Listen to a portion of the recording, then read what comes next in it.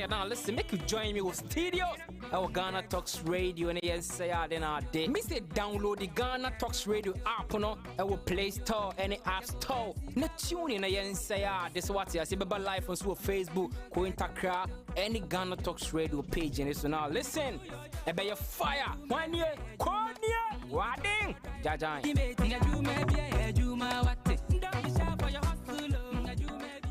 What do you want for breakfast? How do you want your breakfast? English breakfast, French fries. Koko nikosi, alo komi kesheto. Wache. Well, Gobe is the real deal. Join us on Ghana Talks Radio. Let's serve you a buffet of breakfast. From news headlines review, current affairs to social issues. Entertainment, sports, and all the trending stories live on our mobile app and across all socials. From Monday to Friday, 7 a.m. to 10 a.m. With me, Pakwesi Omare, Regina Bless, Deborah Adoso, and I am Esinal Fiagbedu. This is Ghana Talks Breakfast Show. This is Ghana Talks Breakfast Show, your morning companion.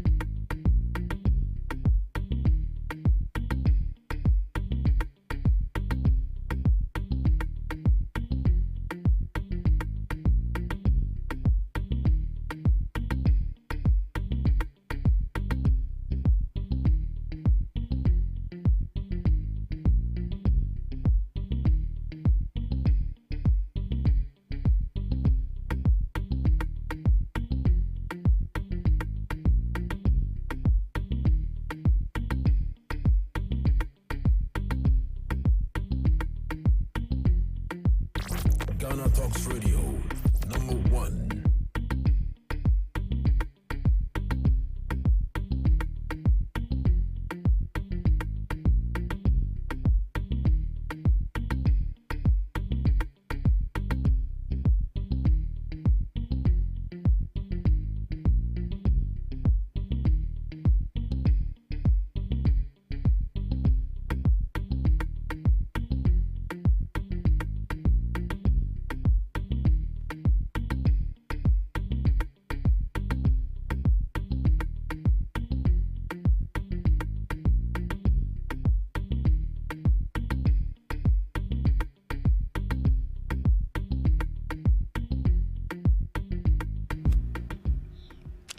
It's a beautiful Monday morning, and you are welcome to the Ghana Talks Breakfast Show right here on Ghana Talks Radio.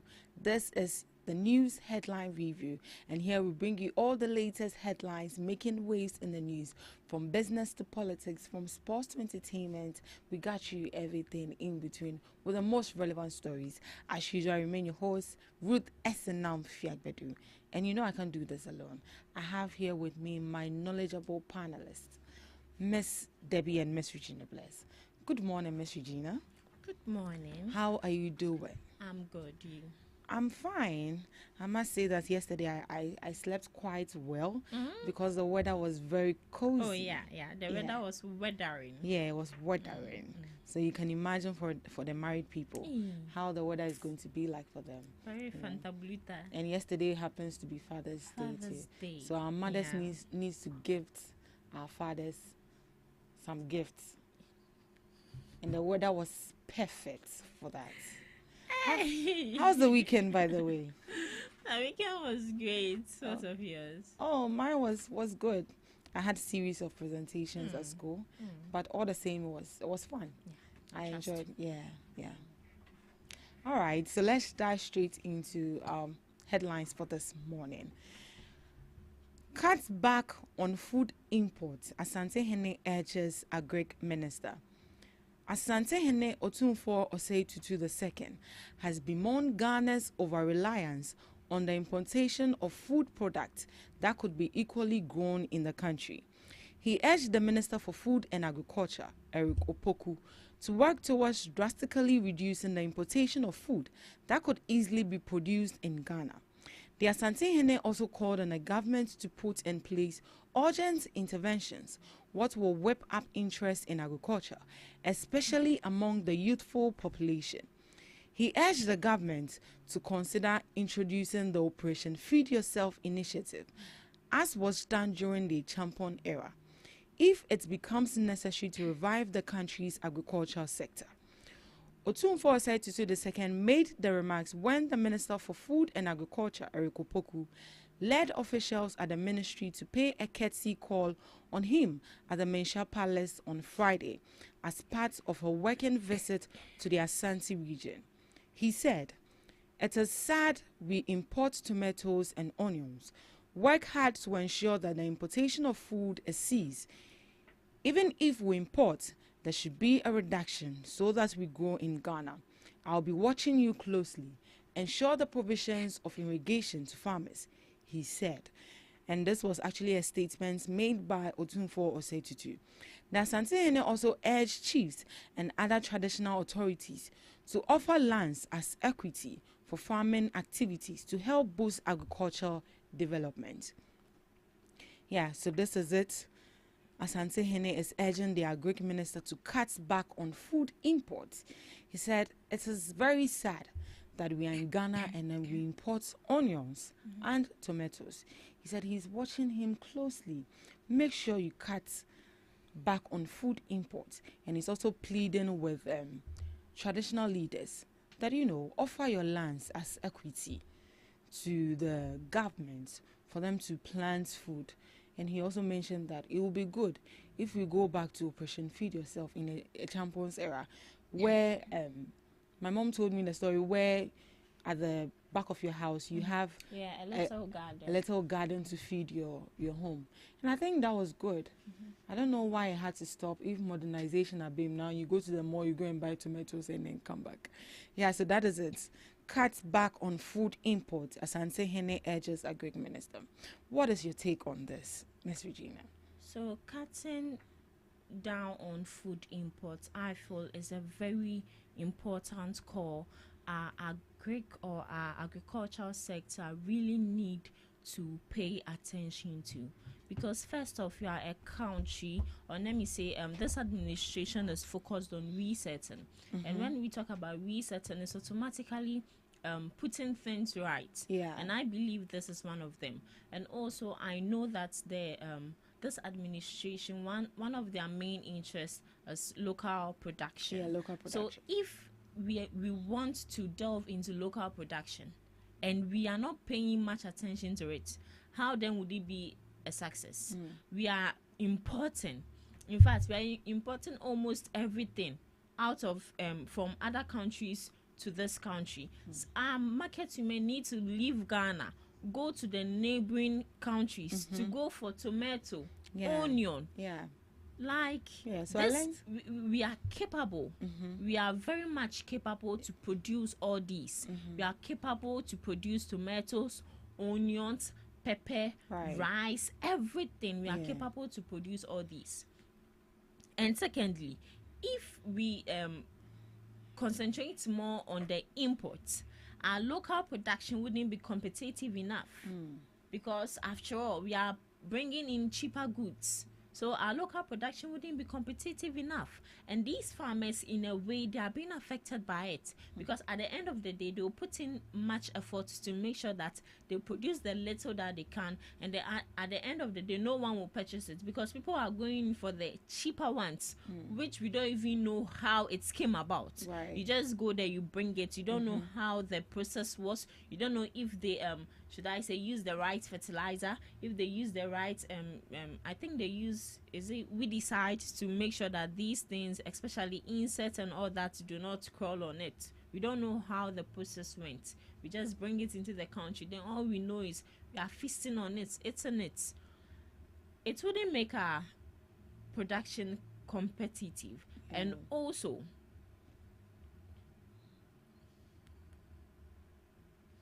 let me refer.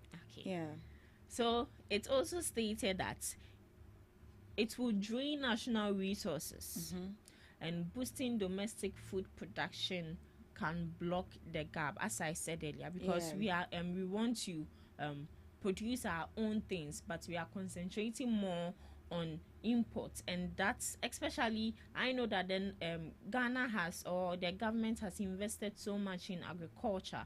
It's putting in much money to make sure that the agricultural sector boosts. But if still we are still importing, it means the national resources are going to waste. And also, as I said earlier, we are capable, and it would, if we start producing our things here, it will reduce dependency on other.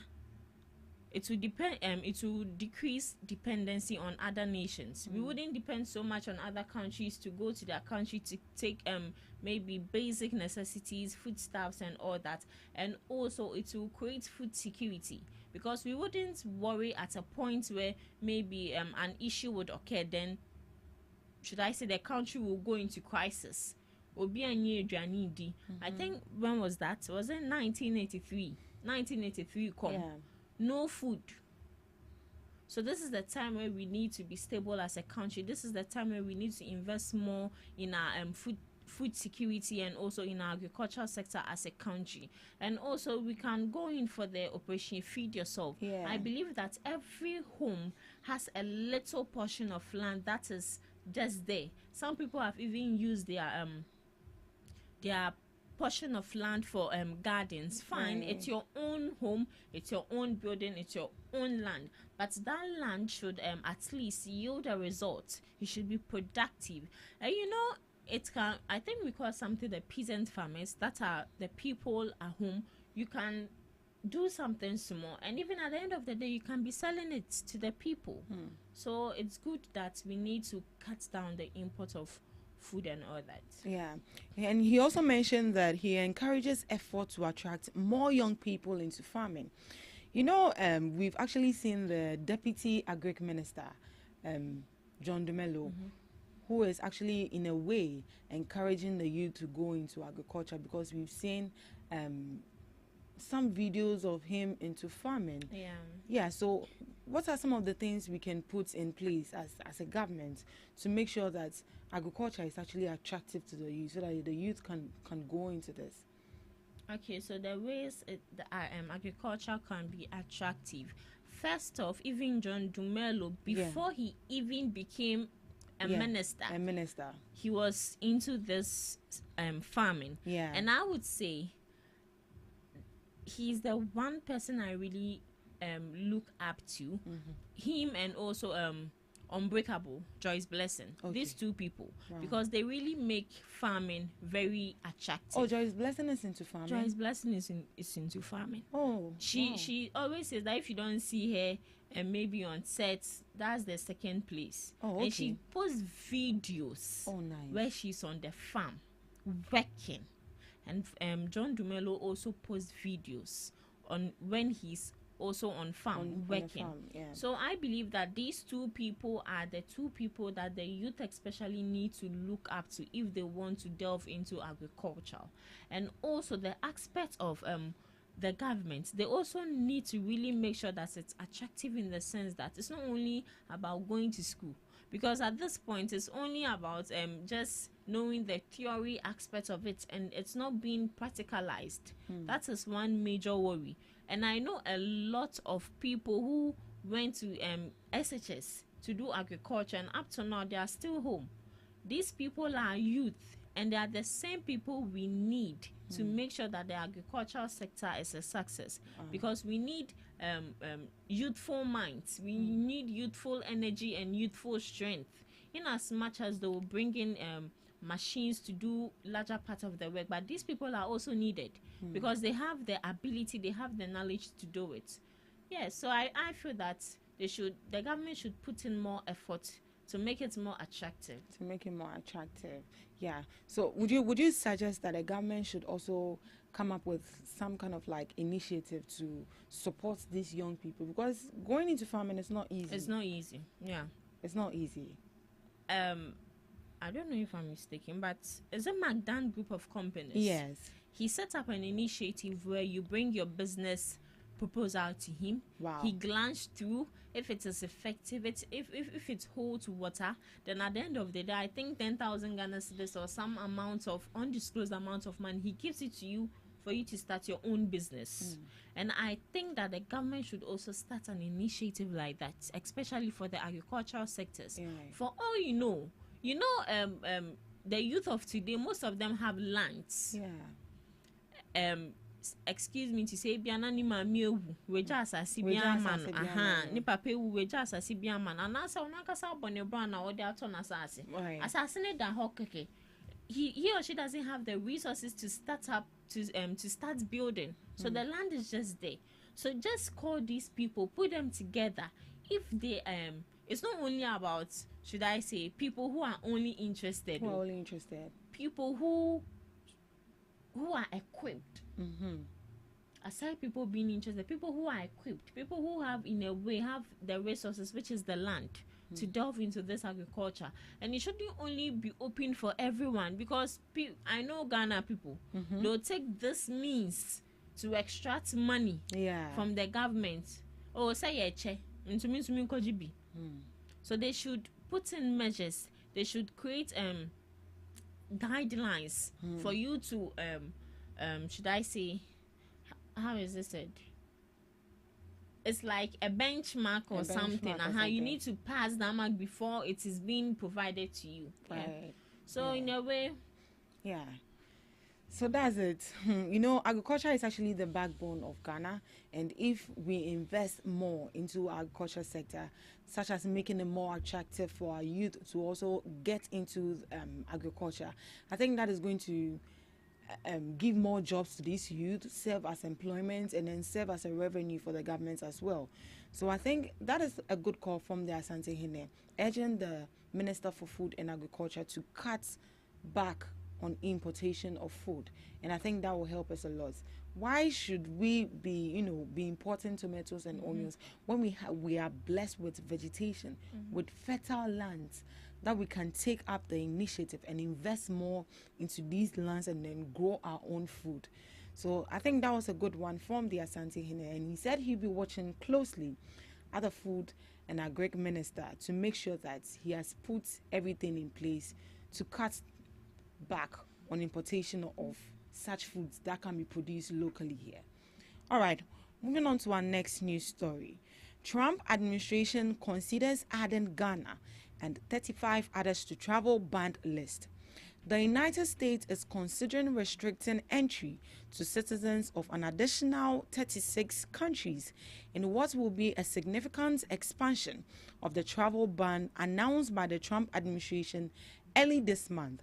According to a State Department memo reviewed by the Washington Post, among the new list of countries that could face visa ban or other restrictions are 25 African nations, including significant U.S. partners such as Egypt, plus countries in Caribbean, Central Asia, and several Pacific Island nations.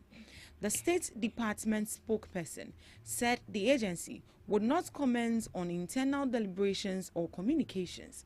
The White House did not immediately respond to a request for comment.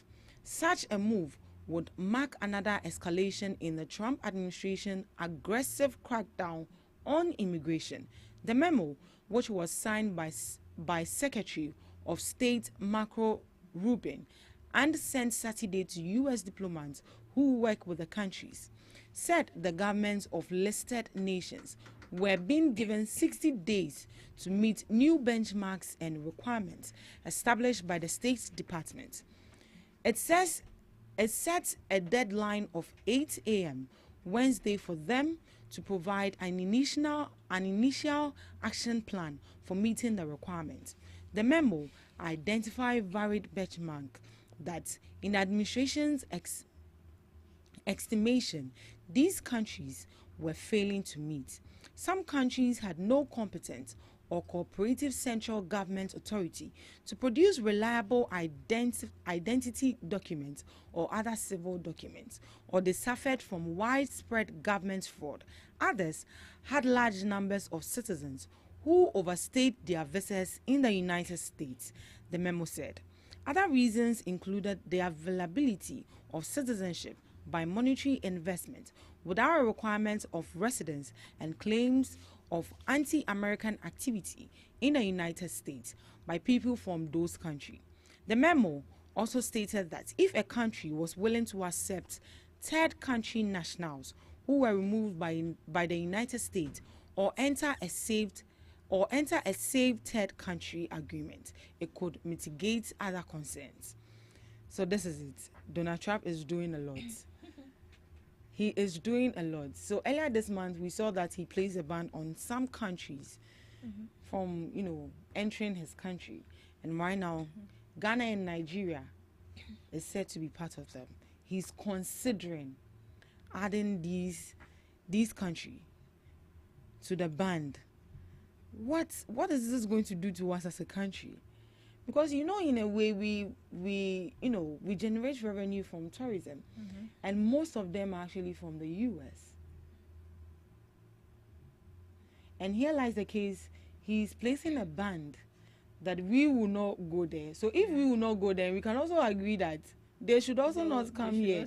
But if they don't come here, that would be a big loss for we Ghanaians. Exactly. Because tourism, in a way, is generating money for us. Oh, don't know. And I think they've been given a 60-day ultimatum for officials to come and clarify things. And I believe that this is a time where our foreign minister needs to, is it Ablakwa? Yeah, Ablakwa. Yeah, this is the time where he needs to show us his manpower, because we know Donald Trump to be a controversial president, a man that stands by his words. If he says no, it is no. A man that doesn't fear anyone. So, looking at the list or the problems they cited. Yeah. Poor cooperation on deportation, insufficient identity documentation. Let's touch on this. We both of us would agree that most Ghanaians here enter this Western world in the legal, in an illegal way. Yeah. Don't make us just bring your passport. Visa what is it called? Canada way. Then they acquire it for you. Then you go. And also, they said visa overstays. Sometimes these people, they'll put it on the list, or when you get to the passport office, they'll tell you, you are giving 1 week. They say, in their mind. And baby. Your papers expire are still there. You see, you need to adhere to what is being given to you. Even if it's 1 day, go and come back. Don't overstay. If you want to overstay it, go and seek for legal continuation. I want to continue my stay. If it is denied, come back, work and apply for another one. It's not too hard. And also anti-American or terrorist related activity. I wouldn't say most of the times Ghanaians are behind the terrorist activities or stealing or killing that goes on in these Western countries. But in a way, these people also play a part. Yeah. And they've given our ministers or our minister for foreign 60 days. If he doesn't go and talk to them, we would be affected. First off, tourism. People who go there for business trips. And when you go there for business trips, you bring in more opportunity into the country. So they really need to look into that. It really matters to Ghana. It would impact tourism, business trips, education, and family visits. Mind you, a lot of people right there in Ghana have families there. Yeah, so just imagine we are being banned. And banned is not either partial or you are fully banned. Banned at all. Like, what will happen to your family? It means your family again. needs to come to Ghana to see us. And that one is not sweet. We need to live here and go and why see do you them. want, what is there? What is there saying? Oh no, what is there? I have a friend in Dubai and he called me. That was over the weekend. He was like, Reggie, I want to come. And I said, because of you, I have to fast. Because it's like your family people are working towards you. You want to come to Ghana. You want to come back to Ghana. Because that place, the money is very huge. Wow. In a month, he's making almost 3,000 Ghana cedis. Wow. You come here, 1,000 something. It's not even up to 2,000. So the government needs to really look into this. Yeah. And since the Mr. Ablakwa is representing us, we beg him he should learn before he goes there. And this is the time when he needs to show us that yes, he's a man. Because with this kind of situations, it's not only about talking, it's about applying wisdom. It's about applying Exactly. wisdom. You know, the countries have been given 60 days to improve and then present action plans to, you know, to avoid sanctions. Yeah, Miss Debbie. Well, I see this from a different perspective. Okay. In as much as we go there, sorry, a lot of us go there to seek for, why? A lot of us go there to seek for greener pastures and a whole lot. But then I also see it as a wake-up call for us as a country. Because, as I said earlier on, them coming here is also an opportunity for us. Yeah. Most of the collaboration we have with other countries has to mainly do with the US. Because most of the NGOs and staffs are from the US. Not per se, even though some African countries are also helping us, but 99% is from the US. So I see it as a wake-up call for Africa, for us to do something. Yeah. So if they are banning you, why are they banning you? Well, they've listed why they ban you, but I feel like we should also sit down and think, why our people leaving this country to seek greener pastures abroad? And can't we also make this place a luxury for them to come here? Must it always be, Africans moving to the USA? I haven't been there, but they say glass and and you get it. I haven't been there, but what I've heard and a lot of stuff, you could see that place is actually a good place to stay. But we can also do it here too. For crying out loud, we have all the resources that it takes for us to make this place a heaven on earth. Me who Ronya Wakaso Bedi weekends or Ghana. But I've seen Africans 1 week crowd also called Dubai. Dubai crowd also called Dubai. 3 weeks I'm going to USA. Everybody wants to leave the country. But I haven't seen a white man out. He or she has gotten married. And I want whom baby out. I'm coming to Africa to stay. Oh no, I'm sure that it do, but as of that 1% cry a quarter. But when it comes to Africa, everything we want to go outside. And because of that, they are taking advantage of us. It's not Trump betting me when you say, because it's like you are thinking, you are becoming too much there.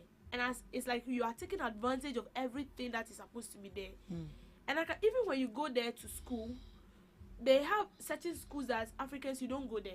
It's mainly for those in USA. So they have a classification of schools for we the Africans. And this is not telling us anything.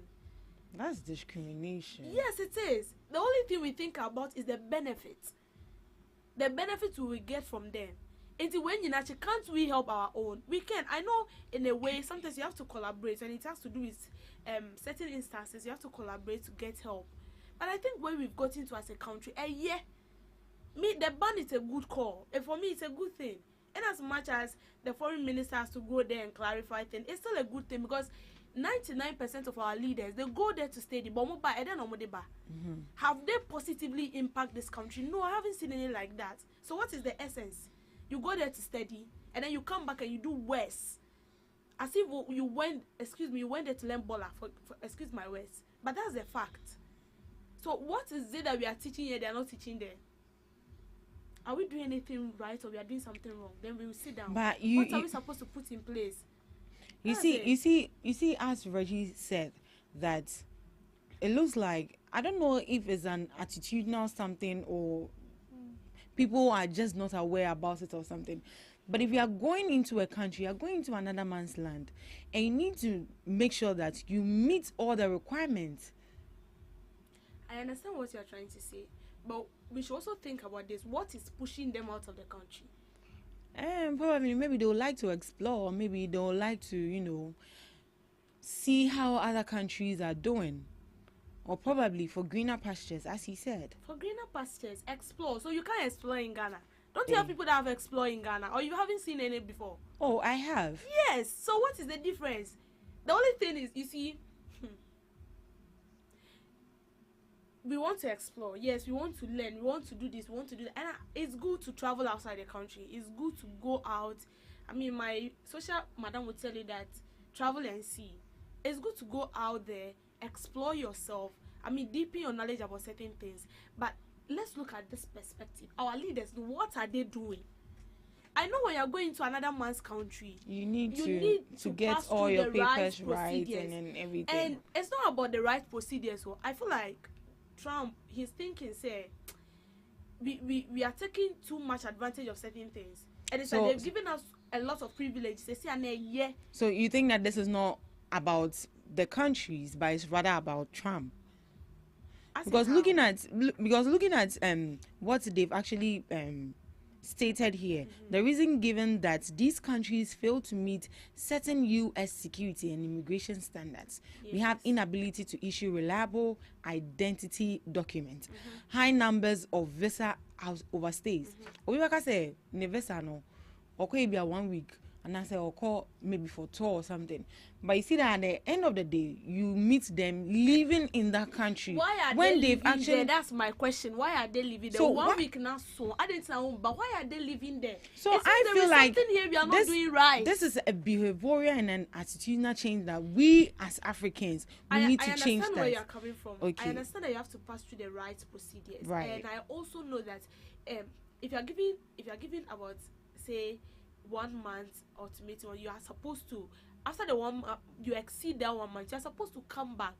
But in the case where the person is not come back, and the person has it in mind that he or she is not coming back, why is he or she not coming back?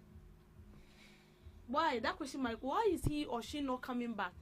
I know we have to pass through the right procedures, and it's about time those people needs to be arrested, because you go on social media right now, I'm giving out, they have a procedure you have to pass, and you're supposed to pay like 3,000, 4,000, and you don't have to go and queue at the embassy. They'll do it for you, shabo shabo. Yeah. All those people, I know they need to be arrested, but aside that, let's work on ourselves as well as a country.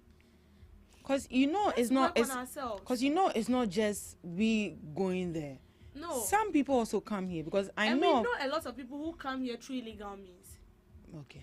We have a lot of foreign nationals here. So in a way, it's a wake up for we the country as well. We If the USA country is doing and this other African to countries, because in Ghana, you're restricting here. Yeah, so if USA is doing this to tighten their security and then immigration things, then we as Ghanaians need to also do that. Because here lies the case, we also have some country, other neighboring country coming here to come and beg on our streets. And that is a security threat to the nation. So you now understand why I say it's a wake-up call for us. Oh, yes, it is. It is a wake-up call for us. So I understand it. We are supposed to go through the right procedures. We are supposed to do this. We are supposed.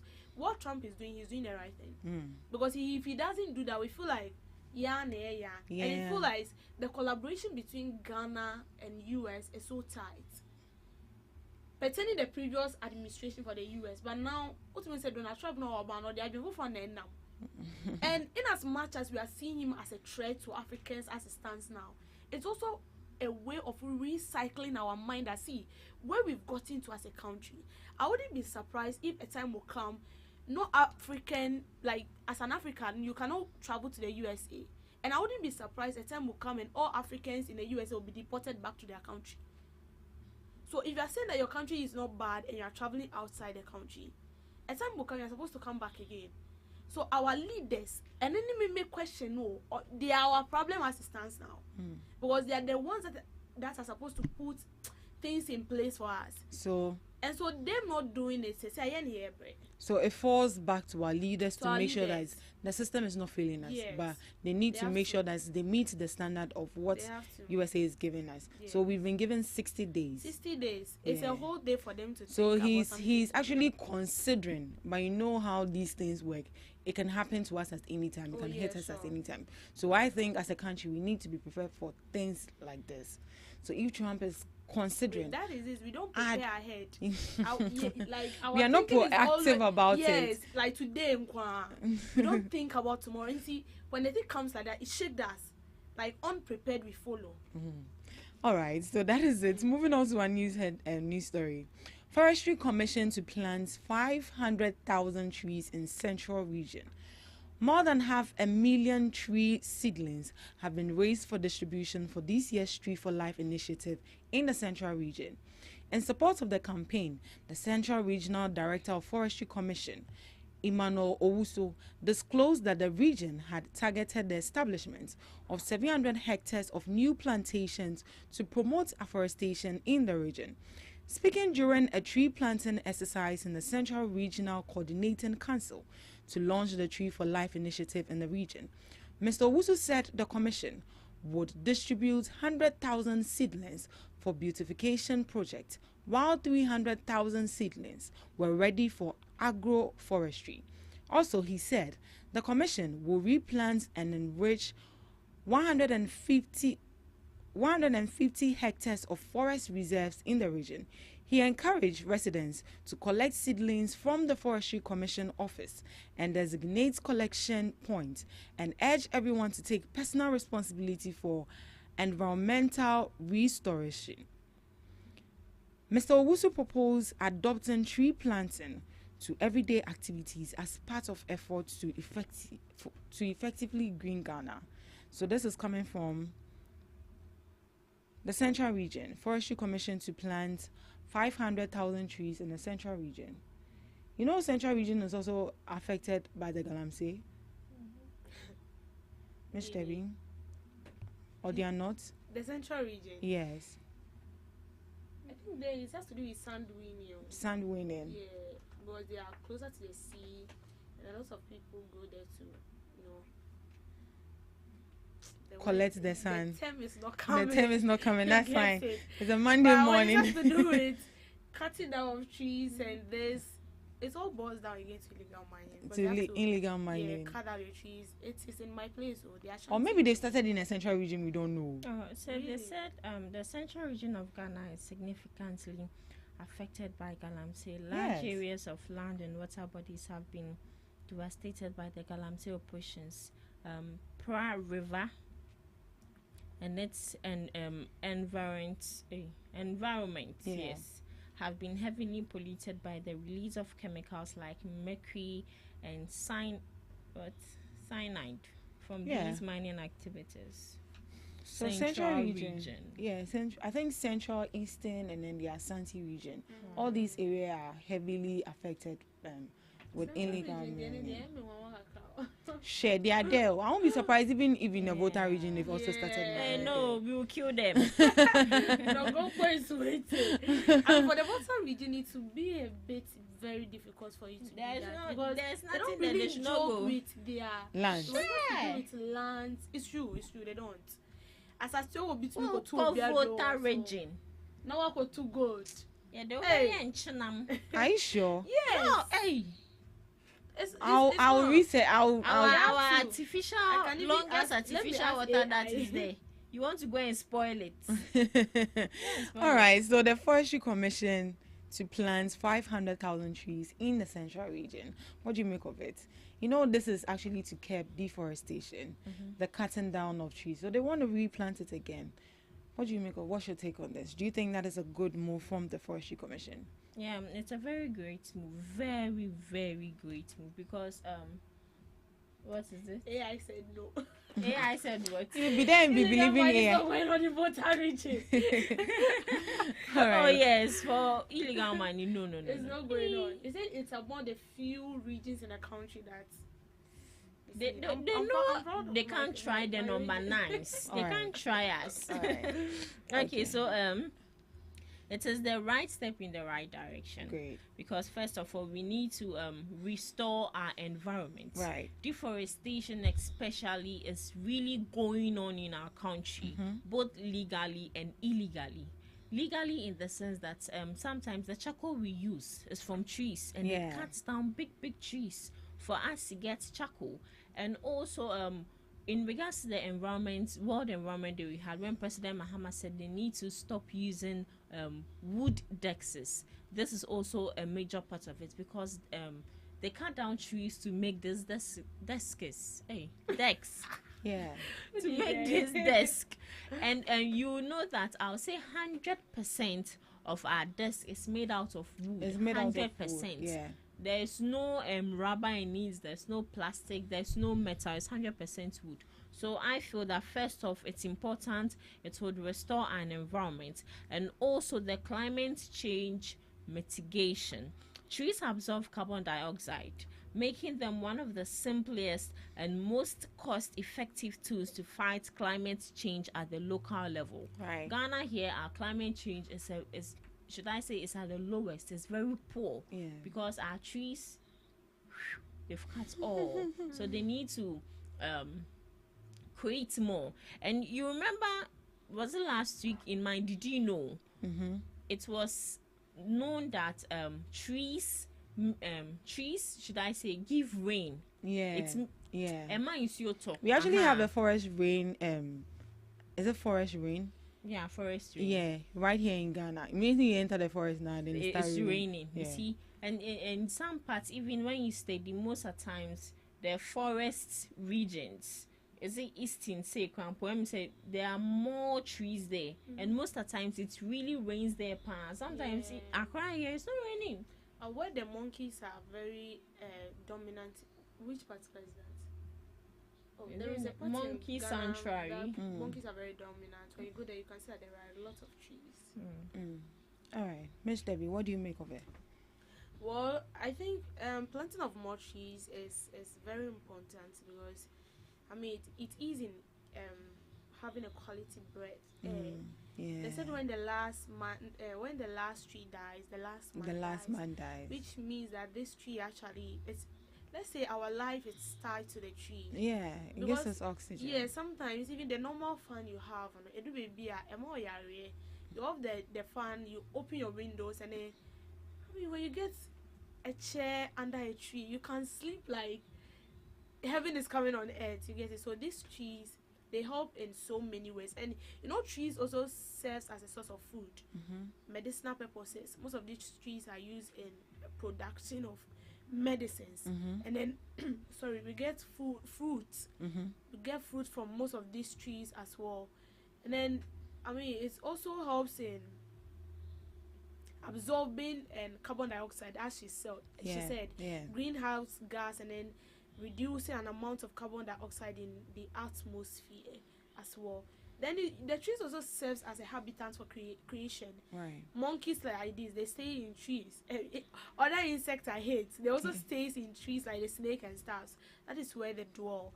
So I feel like when we plant more trees, it will really help us. But we should also put measures in place that people who illegally cut down trees are being dealt with, because we can plant more trees, but when there are no measures to deal with these people, the more we plant the trees, the more they also cut down these trees. Because every year we have there is this initiative that every year we plant trees.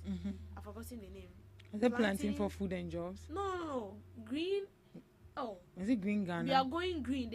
There is even a T-shirt for it. It's going green. It means, I think every March we plant 3, and there is an initiative. It started with the previous administration. Right. Yes, that every year we build millions of trees, and so as we are building these trees, I think the forest, those who work in the forest reserves, also have a role to play. They are not just there to ensure that this wildlife are safe, but they are also there to ensure that these trees are their rightful positions, and then people do not just get into it and then they do whatever they want and they go scot-free, like this calamity and stuff. Most of this, some time ago, one of these topmost official working at the forest reserve was saying something like, this illegal miners, sometimes they encroach into the forest reserves and then they mine there. And it's very disturbing, because when you go out to talk, they are being allegedly backed by some government officials. So I feel like there should be some measures that will be put in place when you are caught. I mean, there should be some punishment that will be meant for you, and then it will serve as a deterrent to others. If not, we'll continue planting. We'll plant and no much chances are. Right. Okay, so that is a good call that we are planting back our trees again. Yeah, as Miss Debbie said, If the last tree dies, the last man also dies. All right. Thank you so much for joining us on our news headline review this morning. Up next, we have Debbie's Grill.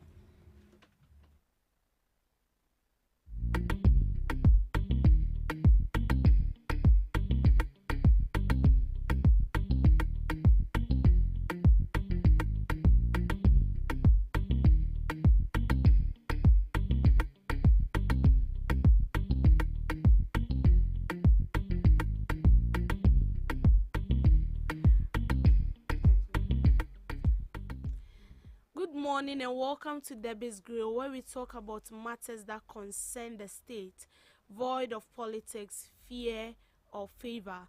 Now, the Deputy Attorney General, Dr. Justice Rimsai, has defended the prosecution approach under his boss, Dr. Dominic Ayenen, insisting that the new Attorney General will not bow to political or public pressure in pursuit of justice.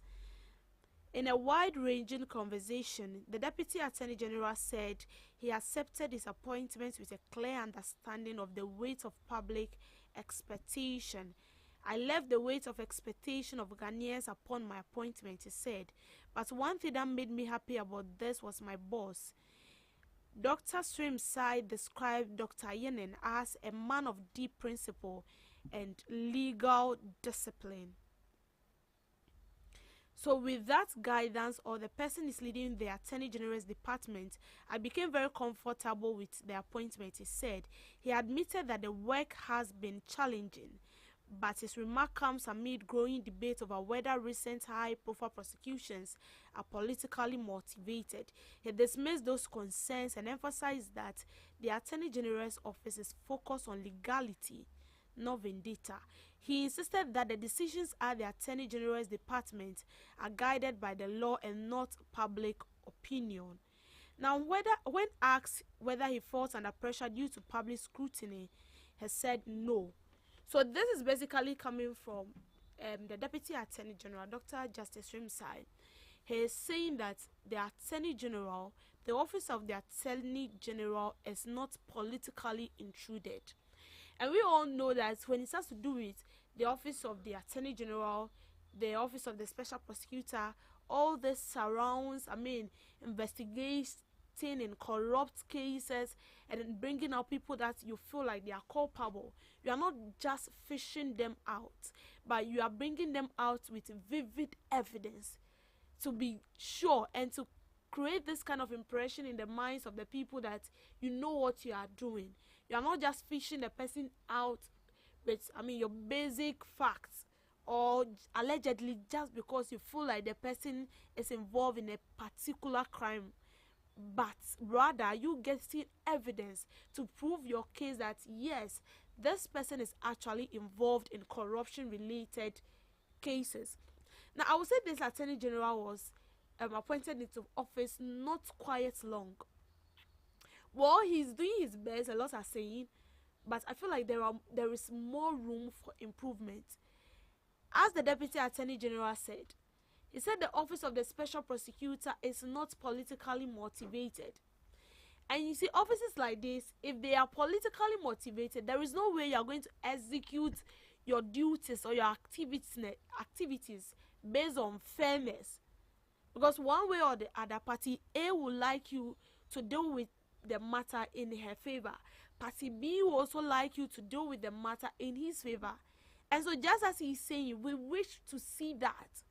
Because in the just ended week, there were a lot of exposures that the NSS scandal, the former director for NSS, which some time ago, it was out that he was involved in some fraudulent activities that has to do with ghost name, having about 100 and something ghost names that they are being paid to. And this woman said that she's not guilty, but the special prosecutor is saying that they found, they've gone deep to do their investigations, and then they've come out with vivid evidence. And she's not the only one. A lot of names and not a lot of former directors that have worked with the NSS has been fished out. And these are the corrupt people we have in the state. These are the people we've given them a high position and government institutions to look at their affairs and ensure that everything is going on smoothly in the government institutions. And this is what they are doing. Just imagine that there have not been a change of government. I'm not trying to politicize this issue, but let's just imagine that there've not been a change of government. I'm not sure we are going to hear all this. And this has been going on for 8 good years now. 8 years. Paying over 1,000 people who do not exist, but they are receiving monthly salary. They are receiving allowance. And sometimes most of these NSS personnel, they don't get paid. They don't get paid on time. And sometimes you have to finish with your NSS service before they'll pile up and then give you the money. And if you're not fortunate enough, you don't even get the full money of what you've worked for. And this is the people we have in the system. This is the people we hail. This is the people we see as our mentors.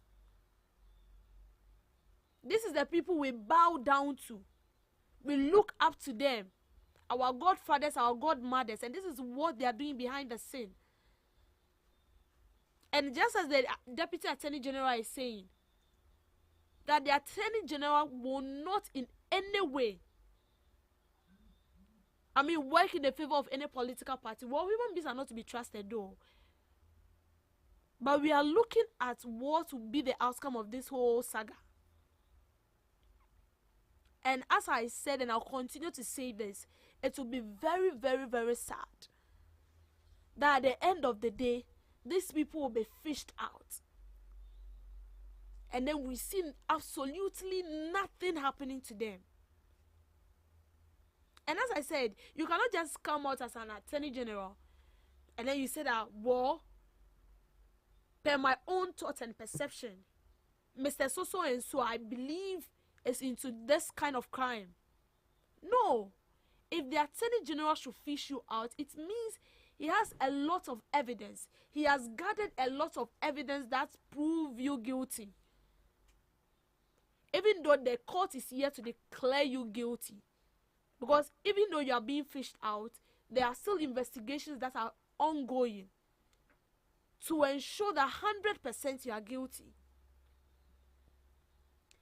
But I've heard this from a lot of Ghanaians. Most of them are saying that this is the same story we kept on hearing from the administrations that came on board. We kept on hearing the same thing. And I've heard a lot of people saying that politicians will never arrest each other. But if truly we want to change these narratives, then we want to see a different image about the office of the Attorney General and even the office of the Special Prosecutor. It will be very, very painful if such people have embezzled an amount of money worth billions of cedis that can be used to pay even the nurses that are on strike. And at the end of the day, we see absolutely nothing happen to them. Then we have a problem as a country. Because that money can be used to pay these nurses. I'm sure we will pay them and we'll still have some balance left in the coffers of the state. But it went into the possession of a particular person. These are the same people that will come out advising you, telling you that what you are doing, you are not doing it right. Put in much effort, but they're stealing behind the scene, looting from the state.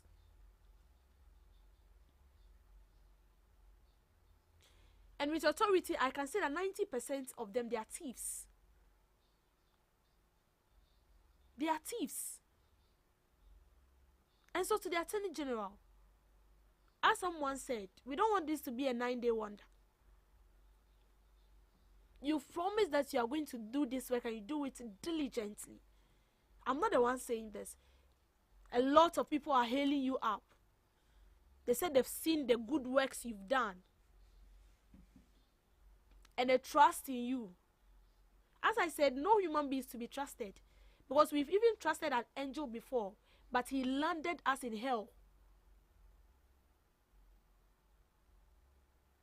And these are some of the basic things that will revive us again as a country. Imagine we are able to take all this money from these people. We will be able to pay most of the debt we are owing. But if at the end of the day we are not able to retrieve this money, these people are allowed to go scot-free, then what are we doing? We are creating environments for people to rob from the state the more. And that is why nowadays a lot of people are vying to be in those positions, because they see that as an avenue to steal from the state. There is a lot of work to be done. This is not the time to sleep. Thank you for making time with me on Debbie's Grill. Thank you so much, Miss Debbie, for that, girl. Miss Regina, what do you have for us for today in history? Okay. So today in history, 1979, execution of former leader Ignatius Kutu Echampong, former Ghanaian head of state. General Ignatius Kutu Echampong was executed by firing squad on these dates after being convicted of corruption under the new military regime headed by Jerry John Rawlings. 1976, Soweto uprising in South Africa. On this day, thousands of black high school students in Soweto marched peacefully against the imposition of Africans as a medium of instruction. The protest was met with lethal force by the apartheid regime, resulting in hundreds of deaths and many more injured. This watershed moment intensified internal and international opposition to apartheid. African Child Day and Youth Day in South Africa today commemorates the 1976 Soweto uprising. The day honors the bravery of the students who protested against the apartheid regime's education policies and calls for investment in the youth. It is a day to reflect on the progress made in realizing children's rights and to address the challenges they still face. So some few, did you know baobab trees can live for over 1,000 years and are often called the tree of life in Africa because they store water and provide food, shelter, and medicine? Did you know that the African elephant's ears are shaped like the continent of Africa and help regulate their body temperature? Did you also know that moringa, often called the miracle tree, is native to Africa and packed with 7 times more vitamin C than oranges and 4 times more calcium than milk? So do well to take in moringa tea every morning. And that's all for today on Today in History. And did you know, live on GhanaTalks Breakfast Show. Thank you so much, Miss Regina Blessed, for that fascinating fact. Yes, I'm aware that moringa is medicinal to the body. Very. It boosts our immune system, I learned. And I think when you drink it, it refreshes you, Exactly. gives you that energy. Yeah. Yeah, it helps you clean your system. So I think it's very good. very, very important Exactly. that Exactly. early in the morning, even if you don't take the beverages, you can take in Yeah. moringa tea. It's herbal, it's natural, no additive, and it's very good for the system. Very good. But okay, I don't know how most people do it, but from what I know and from what I've seen my mom do, she goes for it fresh and she dries it. Oh, Not in the sun, but Not in the sun. in a very cool place. yeah. So it has to dry up to be crispy before you cook it. Wow. All right. That's also something you have to learn right there. So try it, Yeah. especially with a little bit of sugar and milk. Oh, my yeah. God. It's very nice. That's very good. It's very nice. good. All right, this is where we draw the curtains for the first segment of the Ghana Talks Breakfast Show. Right after this, we'll be going for the news, and after the news, we'll be coming your way with the second segment. Please stick and stay with us. Are you ready to amplify your business or brand's reach and make a meaningful impact in Ghana and beyond? Partner with Ghana Talks Radio today to connect with a diverse audience across Ghana and beyond.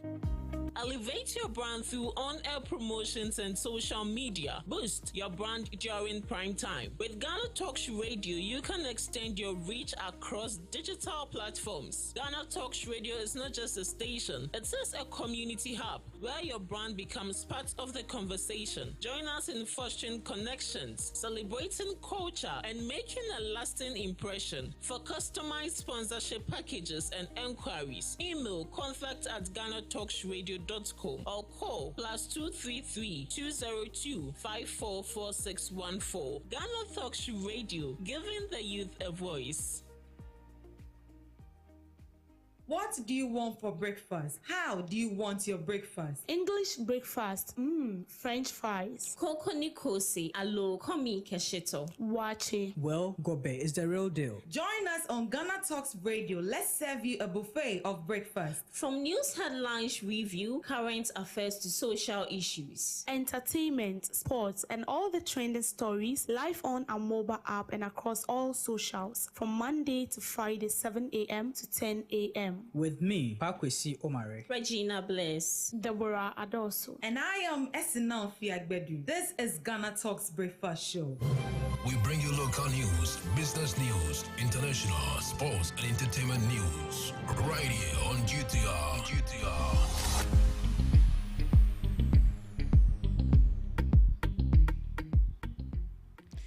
Good morning and welcome to the morning news broadcast live on Ghana Talks Radio. Coming up, Zumalayo clarifies Youth Employment Agency contract status. President John Dramani Mahama unveils plans to boost local production in rice revolution. Political scientist urges nurses to repay government investment. Accra Metropolis to begin 24-hour city cleanup. These and many more coming up shortly in business, sports and showbiz. My name is Deborah Adoso.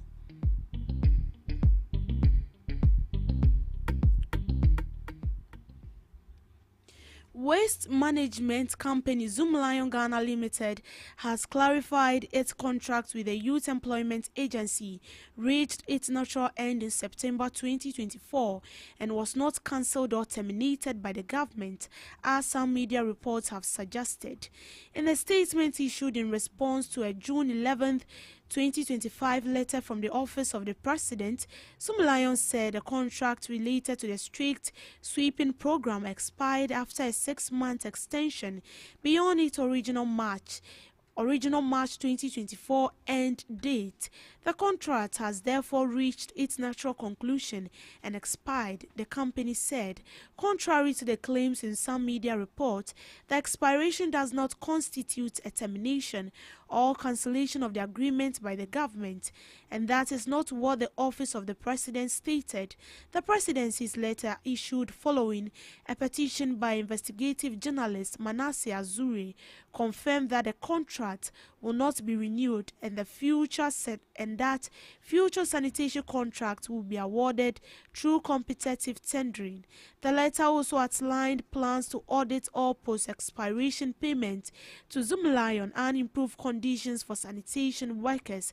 Zoomlion welcomed the government's push for accountability and procurement reform. It added that the expired Youth Employment Agency contract itself was competitively procured in 2019 and that the company is prepared to bid for upcoming contracts under the new system. On the matter of accountability, the company said it endorses the Presidency's decision to audit all payments made after the contract's expiry. It also reiterated its commitment to sanitation workers, supporting the government's intent to improve their pay. The company further clarified that the Presidency's letter does not impact any of its other contracts or operations with the Youth Employment Agency or other government agencies. Zoomlion concluded by reaffirming its support for the government reset agenda and its ongoing commitment to national development. Moving on, President John Dramani Mahama has announced plans to feed senior high students with locally grown rice as part of his vision to boost the agricultural sector. This initiative is coupled with the construction of a modern rice mill in the northeast region, expected to create over 2,000 jobs. By increasing local rice production, Ghana's dependency on imported rice is expected to decrease, promoting self-efficiency.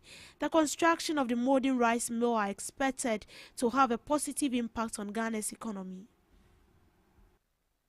In addition, I'm pleased to announce to you that with support from the World Food Programme, we're going to establish a modern rice mill in Jadima, in the Mamprugu-Mwaduri district. This project is expected to process over 30,000 metric tons of locally grown rice annually, and it will create over 2,000 jobs with a focus on women and children and youth. It will also reduce post-harvest losses and then anchor a local rice value chain that will reduce our import dependence. When this rice mill is completed, I have asked the National Buffer Stock Company to procure all the rice that will be produced there. We'll pay for it and buy it and supply it to our secondary schools to feed our children. You heard from President John Dramani Mahama. Moving on, the Damongo Water Supply System project is expected to begin operating to bring relief to residents of Damongo and its surrounding communities. According to President John Mahama, the European Union has offered funding for the project and all necessary design have been completed. The project aims to supply clean water to approximately 8,000 residents and its surrounding communities. The project is aimed at addressing perennial water shortages in the community. The Community Water Supply System project is expected to improve living standards and promote development in the area. Your Royal Majesty, access to clean water is not a luxury. It is a basic right. The Damongo Water Supply System, which has been delayed for far too long, will come on stream.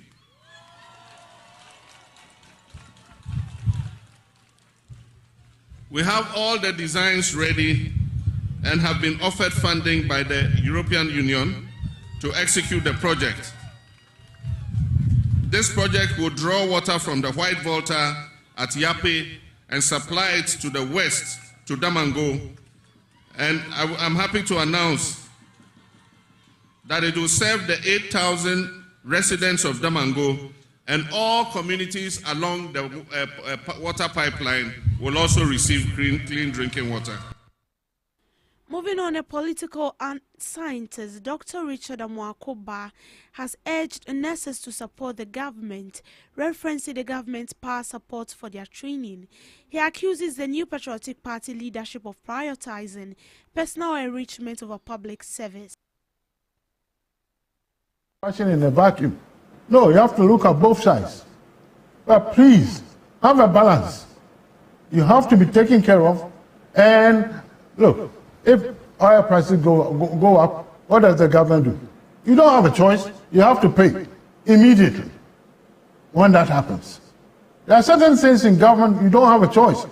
But listen, we're talking about people here, nurses. And so it's your own people. The government takes care of nurses before they become nurses. How did you become a nurse? Isn't the government hand in it? How did you become a nurse? Why are we talking as if we are talking to strangers? You see, remember all these things. The amount of money you pay to go to nursing school is not enough to have taken care of you. So the government contributed, invested in you. So remember that when you are talking. All of us, professors are also included. The government has invested in you, so please. What I'm saying is, please, don't get me wrong. I will support nurses any time of the day. You understand? In some places in the U.S., they value nurses even more than doctors because in certain hospitals, the nurse can do everything a doctor can do. You understand? But So the doctor can't do everything that yes, okay. They can't do it. Please. It's not that we don't know. We know nurses are very important. We know that. But where we are now, we are in an emergency. Don't we see the emergency? We are in an emergency. We have no choice. And so let's always be reasonable. That's all I'm saying. Be reasonable. You deserve what is due you. I agree, and more. But if there is no money, what is deserved? What do you deserve? There's no money. What's going to happen? That's the question. In the end, there has to be money. There's no money, and if you see that things are getting better, have hope, and you have to contribute to make it better, so you can get even more. Not jettisoning the whole thing. You see, that's what I'm saying. That is not right. That is not appropriate. Right. The Accra Metropolitan Assembly is gearing up for a massive citywide cleanup exercise. The cleanup exercise led by the government chair aims to promote good waste management practices to improve environmental cleanliness. Corporate institutions are urged to support the initiative by embracing sustainable practices and green policies that prioritize environmental well-being. The citywide cleanup exercise is scheduled for July 2nd, with all shops and businesses in designated areas expected to close for the day. The initiative aims to create a lasting change in attitude and behavior to promote a culture of environmental stewardship in Accra. On the streets go a long way to help us. The ladies are sweep on the street, and we are grateful to GhanaTalks. And as we have started with them, we hope and pray that this union will continue. And this is just the beginning. Bigger and better things ahead of us, more to come. And this will help us so much because we are going to start a 24-hour cleanup. This is just a starting point, and I know we will engage them to see where this is coming from, how we can engage them to get more of that. So we are grateful to them, and we are coming to corporate Ghana to also come on board because to clean Accra is not one-man job. There's not only anointed electricals who can do something like this. So we are calling on everybody to come on board for us to start a reset that we have started in Accra to continue. Innovation. Tricycle, all right, but it has so many features.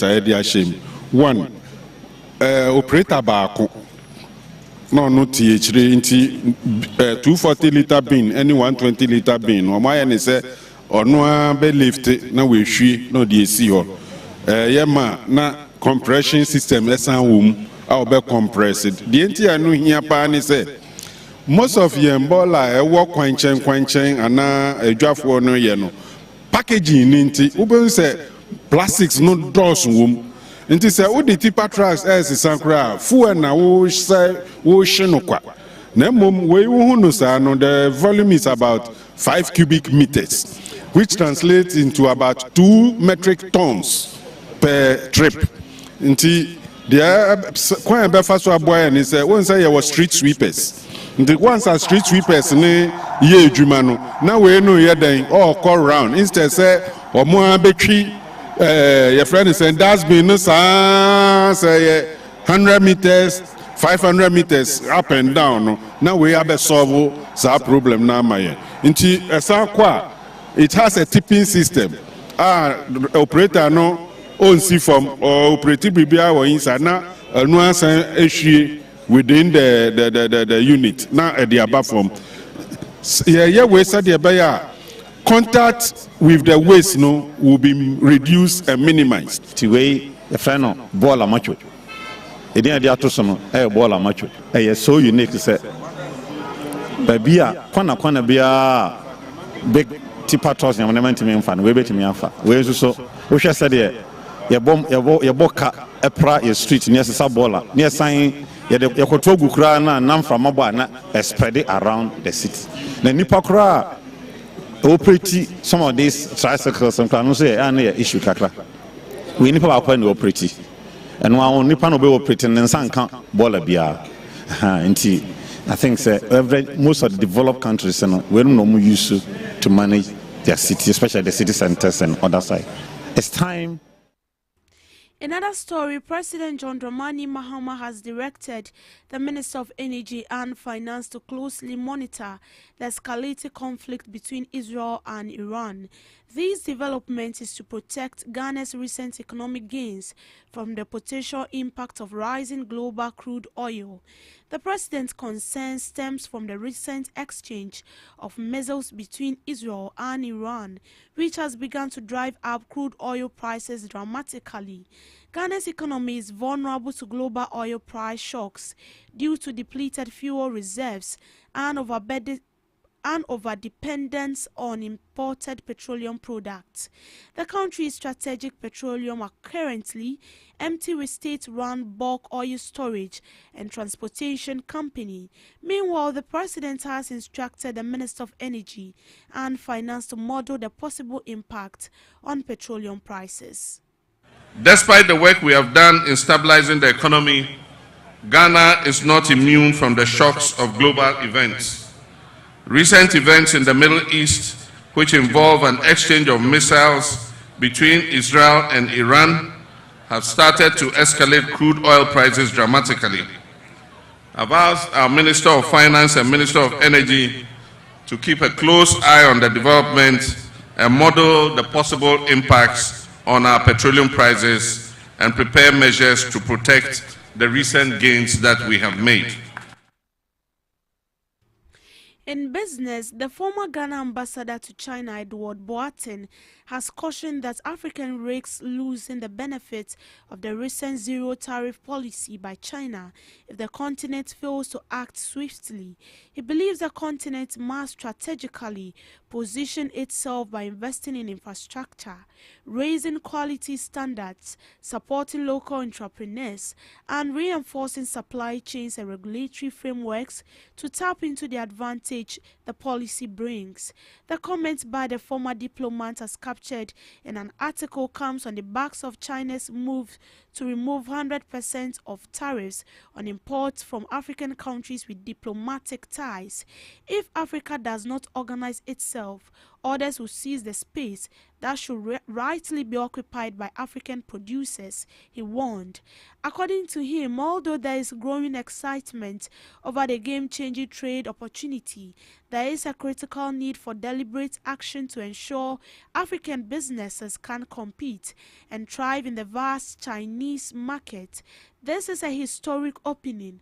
Africa must move with strategy, urgency, and purposefulness to ensure that this policy shifts translates into real economic transformation for the continent. Our media should hail and talk about this policy initiative and explore how we can drive it to our advantage, Edward Boateng article read in part. He further pointed out that without a coordinated continental response, Africa will become a transit hub for value extraction rather than a competitive player in global trade. Edward Boateng therefore challenged African government and private sector actors to close the competitiveness gap and claim their rightful stake in the chance he terms as historic. However, we must recognize that Chinese enterprises are already deeply embedded across African markets, well positioned in every sector to benefit from this policy, as well as the broader advantage offered by the Africa Continental Free Trade Area. Still on business news, the Ministry of Energy and Green Transition says the new fuel levy under the Energy Sector Levies Amendment Act 2025, Act 1141, will only take effect when market conditions are deemed favorable. This follows President Mohammed's directive to the Minister of Energy and Finance to continue monitoring global development before announcing a new date.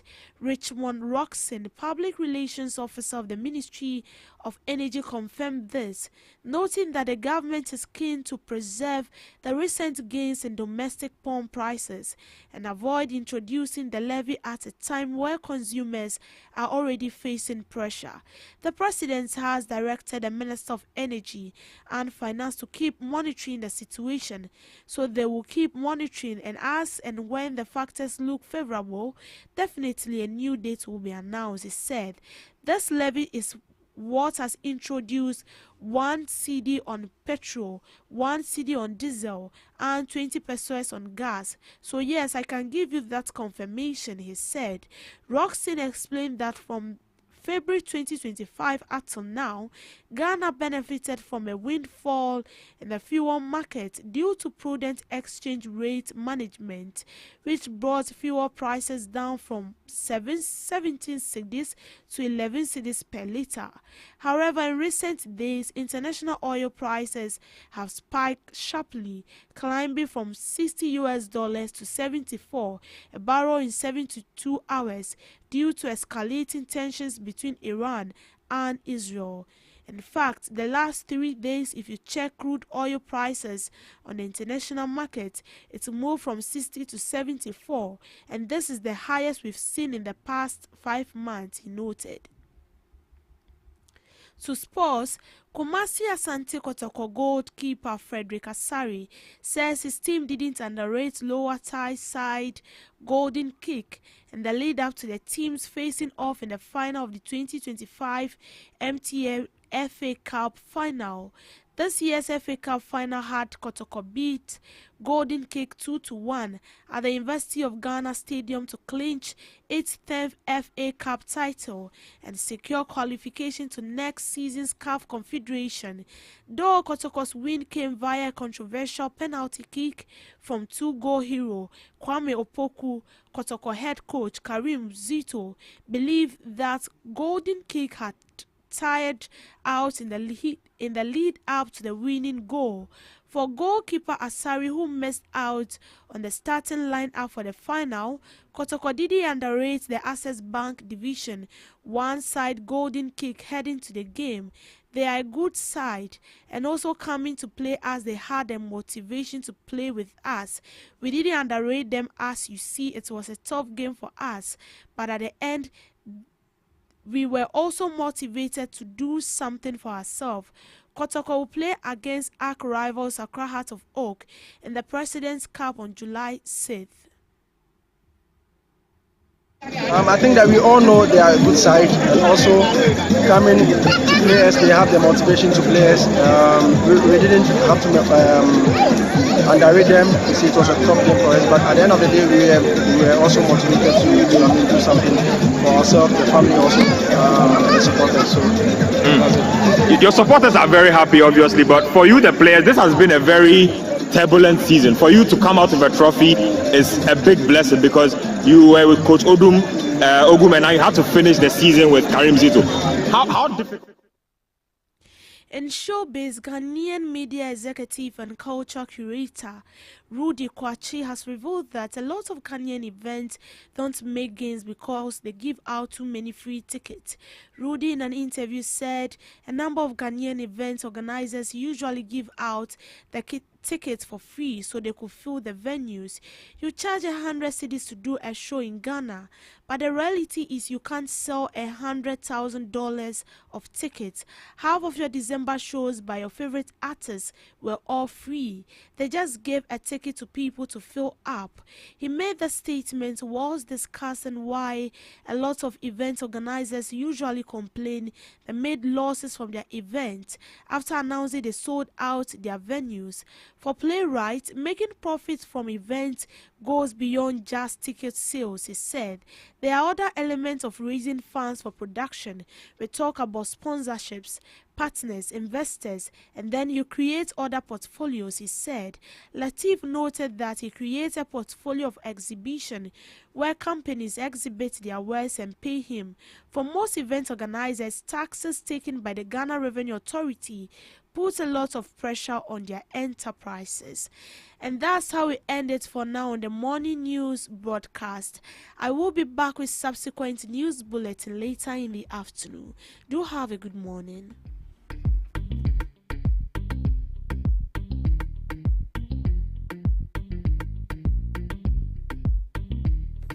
Are you ready to amplify your business or brand's reach and make a meaningful impact in Ghana and beyond? Partner with Ghana Talks Radio today to connect with a diverse audience across Ghana and beyond. Elevate your brand through on-air promotions and social media. Boost your brand during prime time. With Ghana Talks Radio, you can extend your reach across digital platforms. Ghana Talks Radio is not just a station, it is a community hub where your brand becomes part of the conversation. Join us in fostering connections, celebrating culture, and making a lasting impression. For customized sponsorship packages and enquiries, email contact@GhanaTalksRadio.com or call +233 202 544614. Ghana Talks Radio, giving the youth a voice. Hello Ghana, hello worldwide, and I'm with the level band. Now listen, every Tuesday and Friday, beyond the time it's going to carry bro. Our Ghana Talks Radio, 7 p.m. sharp. Now Tuesday, and we're gonna talk about our culture, our history. Matuni ding setete abako sem. Now on the Friday, and you bars on bars. You better rap, you better say no artists go join me in the studio. We're gonna discuss about music and business. Or you singer and now you rapper, you think say you get bars, you go be spit fire. Now listen, make you join me with studios. Our Ghana Talks Radio, and yes, say then our day. Me say download the Ghana Talks Radio app no, our Play Store and the App Store. No tune in and say this what you say about live on Facebook, Cointakra, any Ghana Talks Radio page and this. So now listen, about your fire, 1 year, Wading, Jajan. What do you want for breakfast? How do you want your breakfast? English breakfast, French fries. Koko Nikosi, alo komi kesheto. Wache. Well, Gobe is the real deal. Join us on Ghana Talks Radio. Let's serve you a buffet of breakfast. From news headlines review, current affairs to social issues, entertainment, sports, and all the trending stories live on our mobile app and across all socials from Monday to Friday, 7 a.m. to 10 a.m. With me, Pakwesi Omare, Regina Bless, Deborah Adoso, and I am Esinal Fiagbedu. This is Ghana Talks Breakfast Show. This is Ghana Talks Breakfast Show, your morning companion. This is Ghana Talks Breakfast Show, your morning companion on Ghana Talks Radio. With me, Pakwesi Omare. A beautiful good morning to you wherever you are listening to us from on Ghana Talks Radio. On all our social media platforms, we are active at Ghana Talks Radio on Facebook, on Instagram, on TikTok, and on X. Our WhatsApp line is 0202 544 614. 0202 544 614. Our website is www.GhanaTalksRadio.com. On YouTube, you can catch us, Ghana Talks Radio. It's another brand new week with a new energy, new vibe, and some very new news in the system, in the country, in the city. In the studios with me, getting into the dialogues, is going to be the NDC's communicator, Mr. Ayamba Godwin. And also, we will be having Mr. Date Dennis joining us later on the show. Good day. Morning, sir. Morning. Everything cool. Everything cool. Everything cool. Regardless of the weather and everything. Everything cool. Oh, nice. And yeah, crank a weather now is can you say I cry yes. Cry. But I mean, you are looking very nice. I like your costuming today. Your wardrobe is I was say enche me ba wardrobe me pen wardrobe dey sound dem one ye no be our buy power dem one say I buy no power you check in to start to say oh she fancy maybe the other just say boss suspect no it was someone we need that oh nice But over the course of the week, I mean, what has been so far?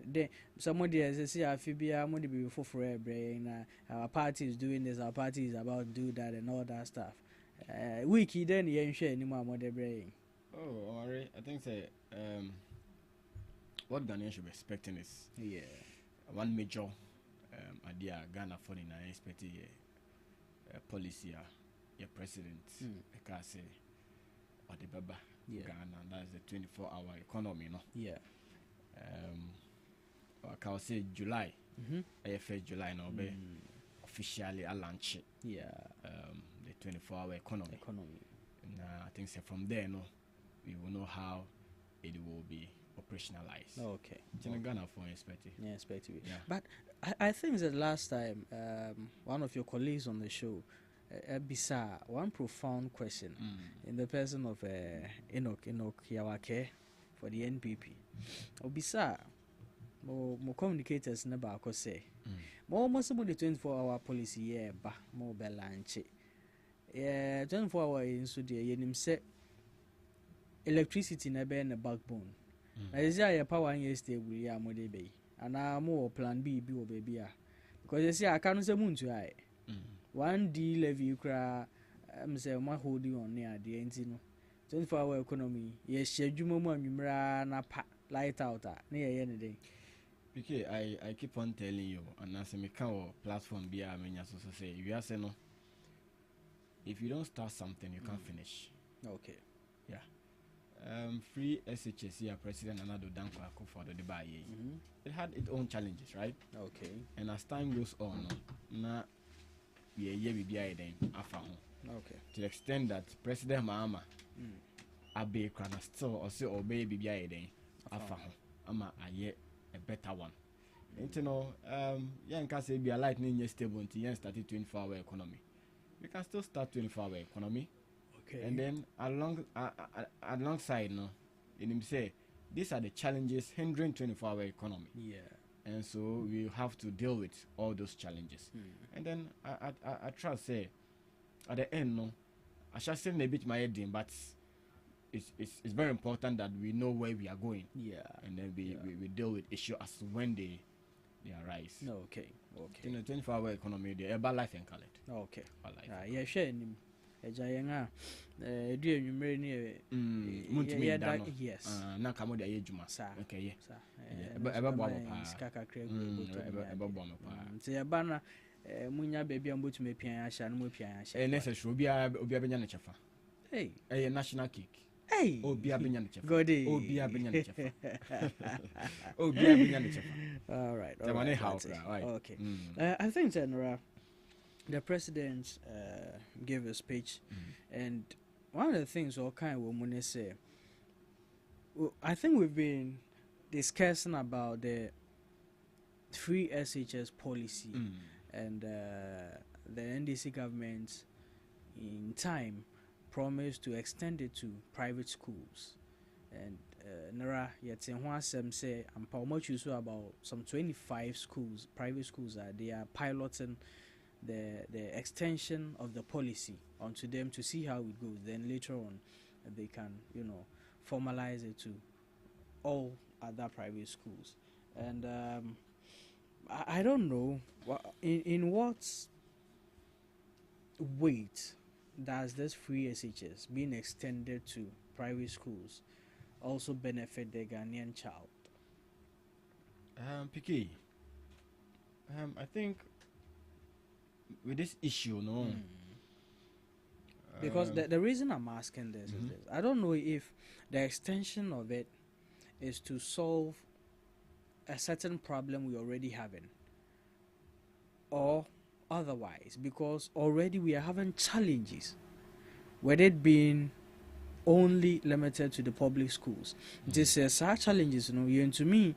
And eradicate and to me and resolve it. Now yes, I extend there. Is it not going to be another burden on not just the school but government itself? Okay, not at all. Okay. I will say again, you have to start something before you finish. And with this free SHS, I hear the private institutions Obi Obeka Senya the Papa Biano, I think he doesn't really know what actually this policy will do for the good people of Ghana. Okay. Because buying schools and yet the only schools we have in Ghana. Private schools also no, one way or the other no, are part of Omaino. And for that matter, if a buying school are benefiting some privileges, why not? Private schools not didn't know what mean benefits our privileges. No? After all, they are all Ghanaian children. Yeah. And to say extend the free SHS no, some few number of schools are. Yeah. It is just to test the waters. Okay. And then see say adia yebe say ye. Ebeko ye. Okay. How do we go about it again? Okay. How do we sit around the table and replan it again? And you know it's for the good people of Ghana. The private sector they wouldn't want to involve themselves in basic schools. Do you know how worrying this will be? Because look at the number of kids who are writing BEC at the end of every year. Yeah. Of course, I'm not to be in government schools. And this I'm not to be in government schools. I don't know about and try so be so massene. Now I'm quite some sort of partiality because who buying school there are some sort of privileges who enjoy. Okay. But so private school na acquire se unkuane wawufo. What of if awufo no ntimi mwa? But me case so no public school no ntimi accommodate. Okay. Omoni na. Okay. But that's anything idea. Something very very laudable. I will say about Omampenya Basona. Yehwe na yedi akiri na yedi anutum na de enye no aka ho asem na de eyesoso no ya really behind it na at the end no we get a good result for our educational system. That's great. That's fair. I like how elaborate you've been on this issue, because it's been a worry on people. Say we already have challenges with this policy in the public sector, and if those challenges haven't been resolved, then how do we then extend it to the private schools? But looking at it from the angle you've put in it, it also makes actually good sense to the people of Ghana. So yeah, we will all rally behind it. It's a good policy for the Ghanaian people. Let's hope that it gets better and better as time moves on. The Minister of Agriculture has said something.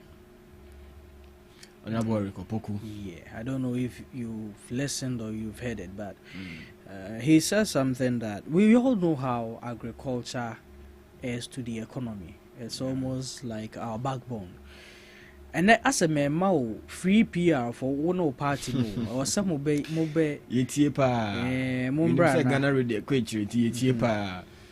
or some obey a show, because Yamamu free PR, Mumutia, and Yadamamu free. But then, as I was saying, the minister has said that they are going to disburse,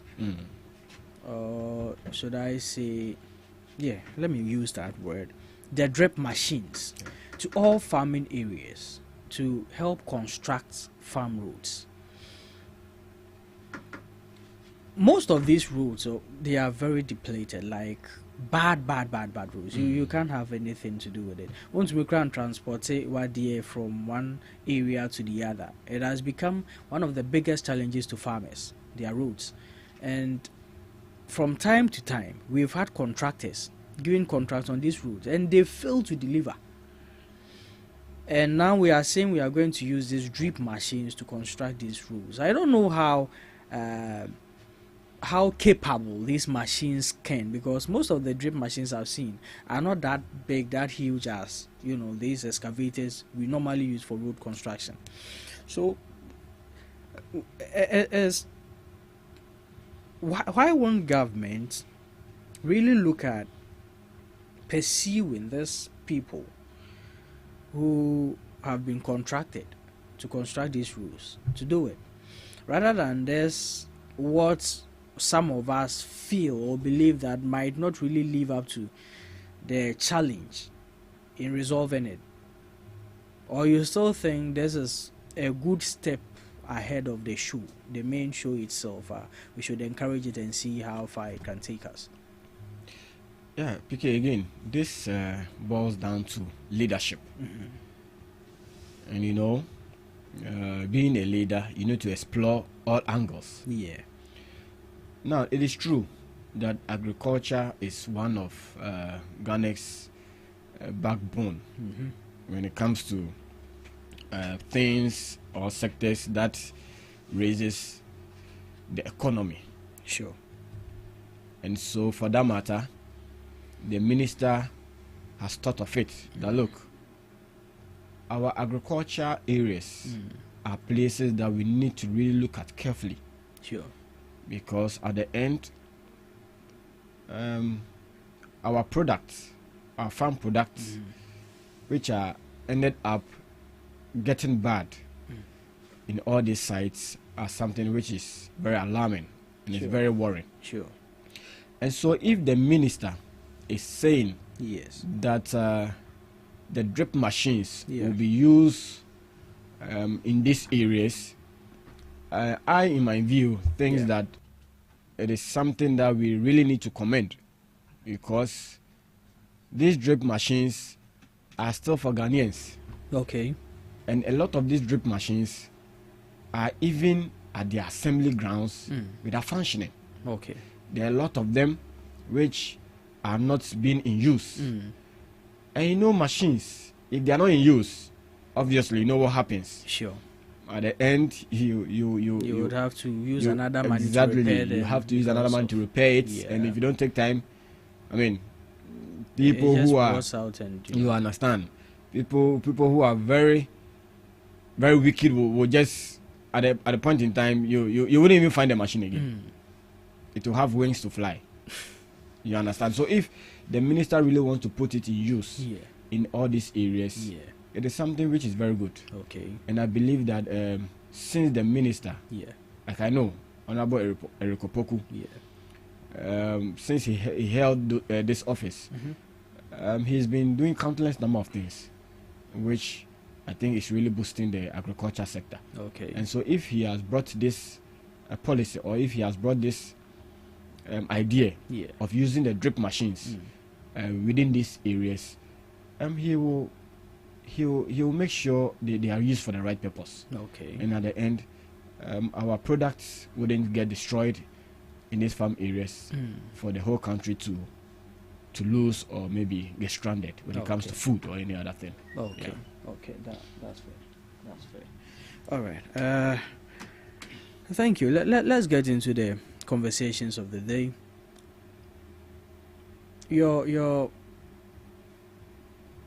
party's national chairman, in the person of Mr. Isiedun Kitia, General Mosquito, as the general himself, the general himself, has made a profound statement, and this is in regards to the EC. He has called for an overhaul of the entire EC leadership we have now. He thinks that they haven't lived to expectation, and so we need to change them. We need to, sack them, or as people have termed your party to be doing ever since you resumed power. You are just going after people's heads.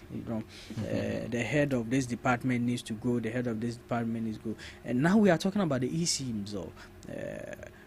We know the functioning body, the strength the Electoral Commission holds here in Ghana in terms of our economic, judicial, and political stability.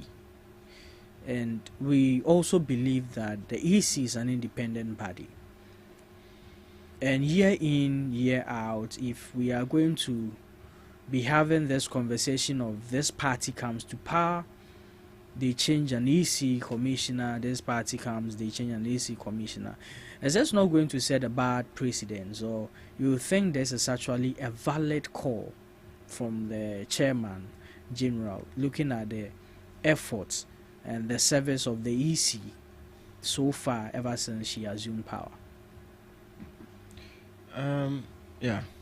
So, PK. Yes, sir. With this issue, I wouldn't talk so much about it. Why? Because we are yet to raise an alarm with regards to the EC chair and her executives. Okay. But the point is, if an issue should be politicized, and then if the issue should be politicized and then be corrected or be done in a manner that will best help the people of Ghana, sometimes I think it is the right thing to do. Really? Yeah. Okay. Because if the NDC politicizes an issue and then it gets it done right, and then MPP also comes to power, politicize the issue, and then get it done right, I think we are true to go. We are true to go. Yeah. Okay. So it's not about is it because we want to sack the EC chair and then appoint somebody who will best act in favor of the NDC party. It's not about that. It's about, is the EC chair doing the right thing? It's about the EC chair going up to expectations of Ghanaians. So if the EC chair, Ghanaians are getting to know or are in the known that the EC chair is not working up to the expectations of Ghanaians, why not? The EC chair is not above the constitution. Even the president can be impeached. So if the president can be impeached, then the EC chair also falls under the constitution. And so for that matter, if Ghanaians think that you are not working as we want, you are not going according to the constitution, you are not going, or you are not doing things that will favor the good people of Ghana, not a political party, and that call is right, is a right in that direction. You understand, Vigi? And so if our honorable chairman, Honorable Asiedim Ketia, comes out to make this statement, he has seen what he has seen. And besides, it's not only him. I think there's one person who has petitioned the president with regards to this issue. But I know it is not time to deal with that. That is why it has not come to the public notice like the other ones. But again, there has been some countless number of activities the EC chair has engaged in. That some of us think that, look, aside all that you did, aside the good things that you did, you nearly collapsed our country. Because that position is very sensitive. And the small amount of mistake will endanger the whole country. And so for that matter, we wouldn't have to endanger the whole country because of just one person or a political party. And so if there are things that the EC chair has done that, I don't know, other people might see it. Maybe me sitting here, I don't know. Okay. Yeah. But other people who are close gets to know that these are the things that the EC chair has done that has endangered or that has brought us close to a destruction in the country. And they have every right under the constitution to call for that action.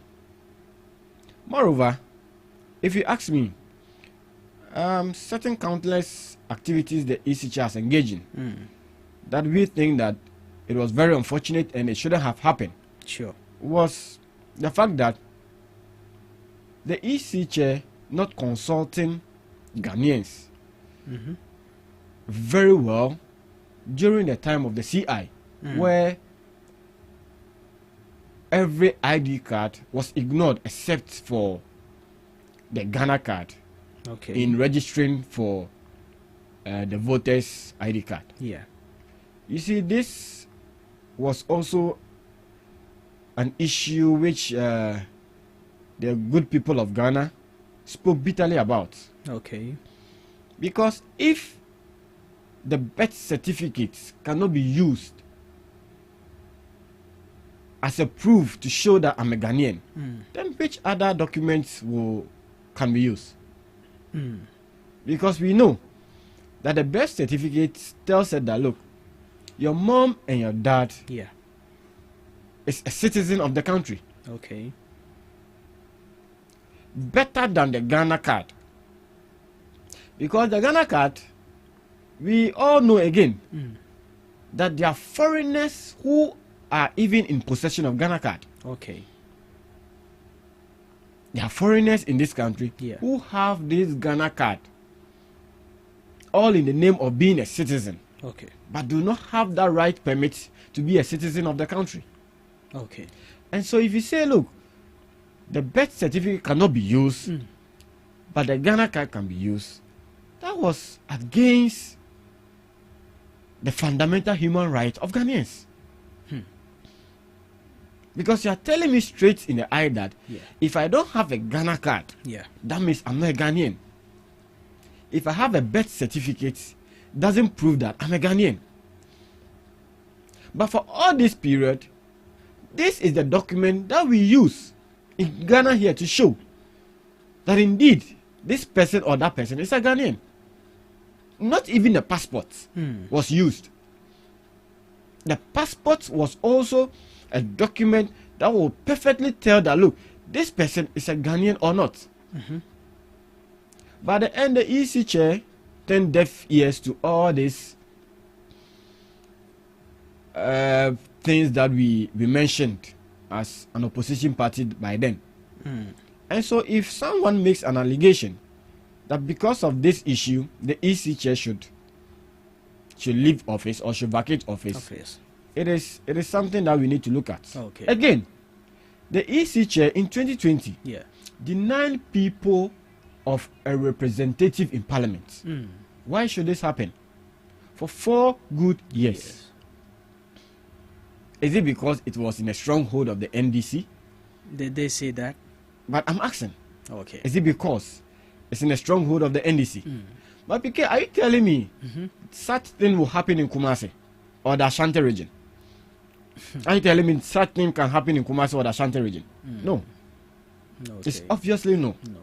And so with this kind of trend, if you follow carefully, you realize again that it was just to make or to favor some or a certain party.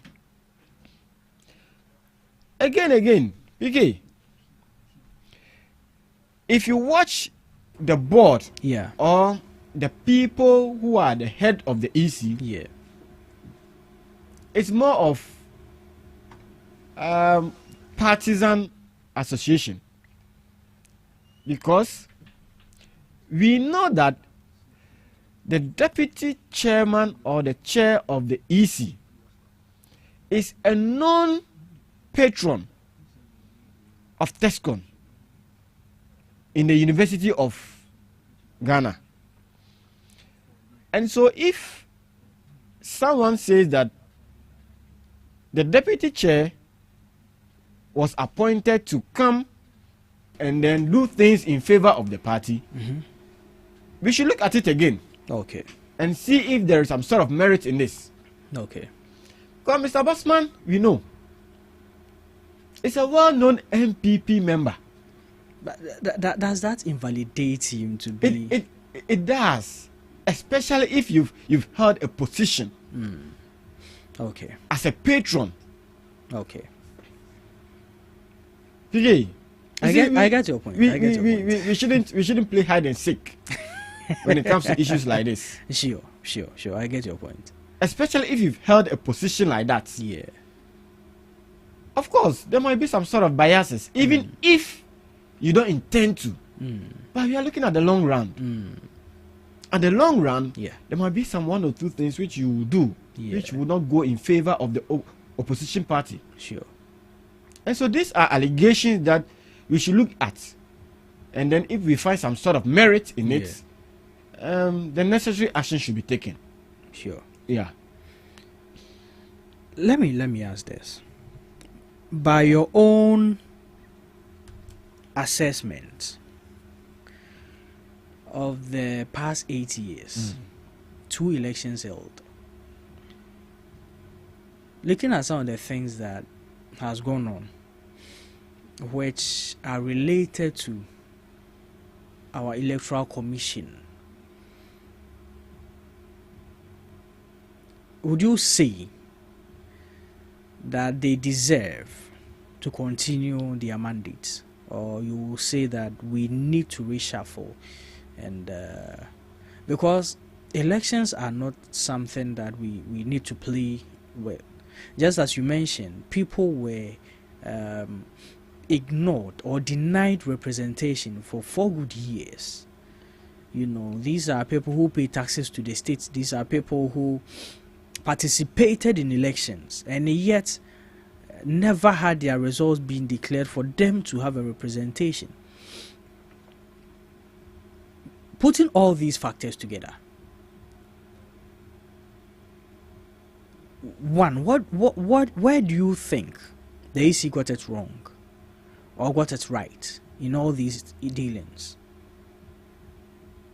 And 2, do they need another chance to continue with their mandate, or we need to bring in a whole different team to uphold that mandate?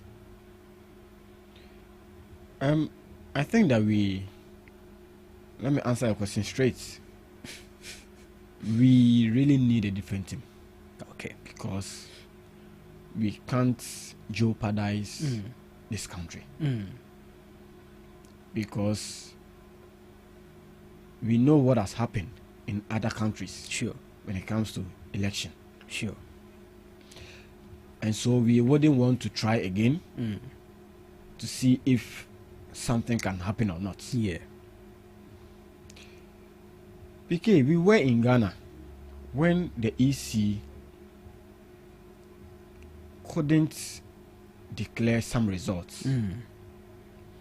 And these issues came up even before the elections. The minority came up with issue that, look, certain things... The then minority. Yeah, the then minority. Okay. Certain things that you are doing will delay the collation of the results. Okay. But the EC constantly made us know that what I'm doing is right. Okay. And it wouldn't jeopardize the result, of the elections. Okay. But we know at the end, even till now, there are some constituencies which are still fighting over an election result. Okay. It has not happened before. So if the EC had done everything right, I don't think this should happen. Okay. If the EC had listened to the then opposition party, I don't think this would have happened. Okay. And it's something that we shouldn't even think of making it occur again. Because we might not know what will happen. Okay. We might not know. Okay. PK, you understand me? Yes, sir. We might not know what will happen. The next time this happens, maybe it's a boom. And the whole country is down. At that time, we say that, look, we should have made the EC go. It would have been too late. Okay.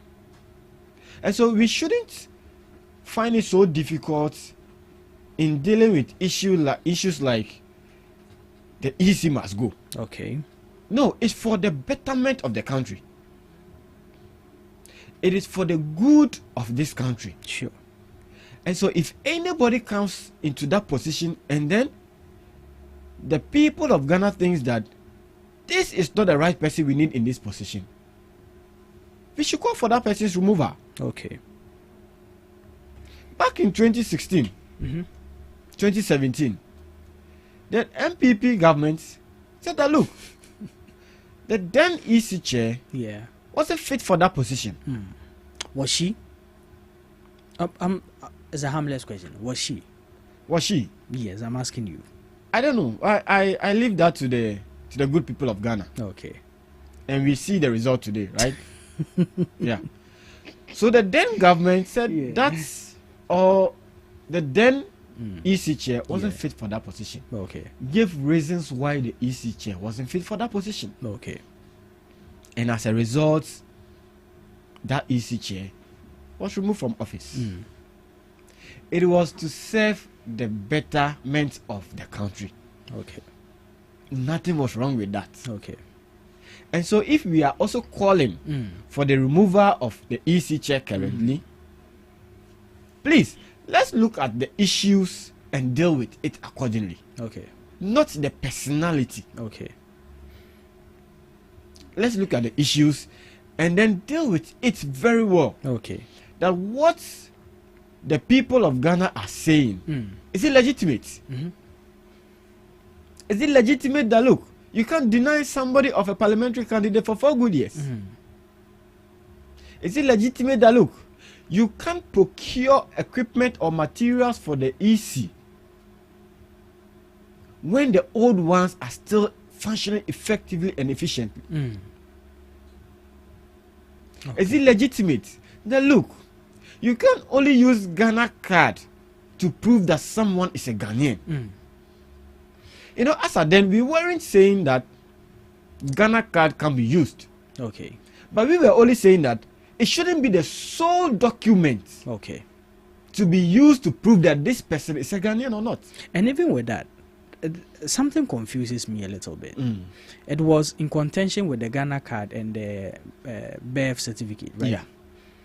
Now, if you are going to register, what did we use to register for our Ghana cards? We used the birth certificate. And So- even a guarantor. So if a birth certificate is needed to get a Ghana card, how does it become invalid? Of course.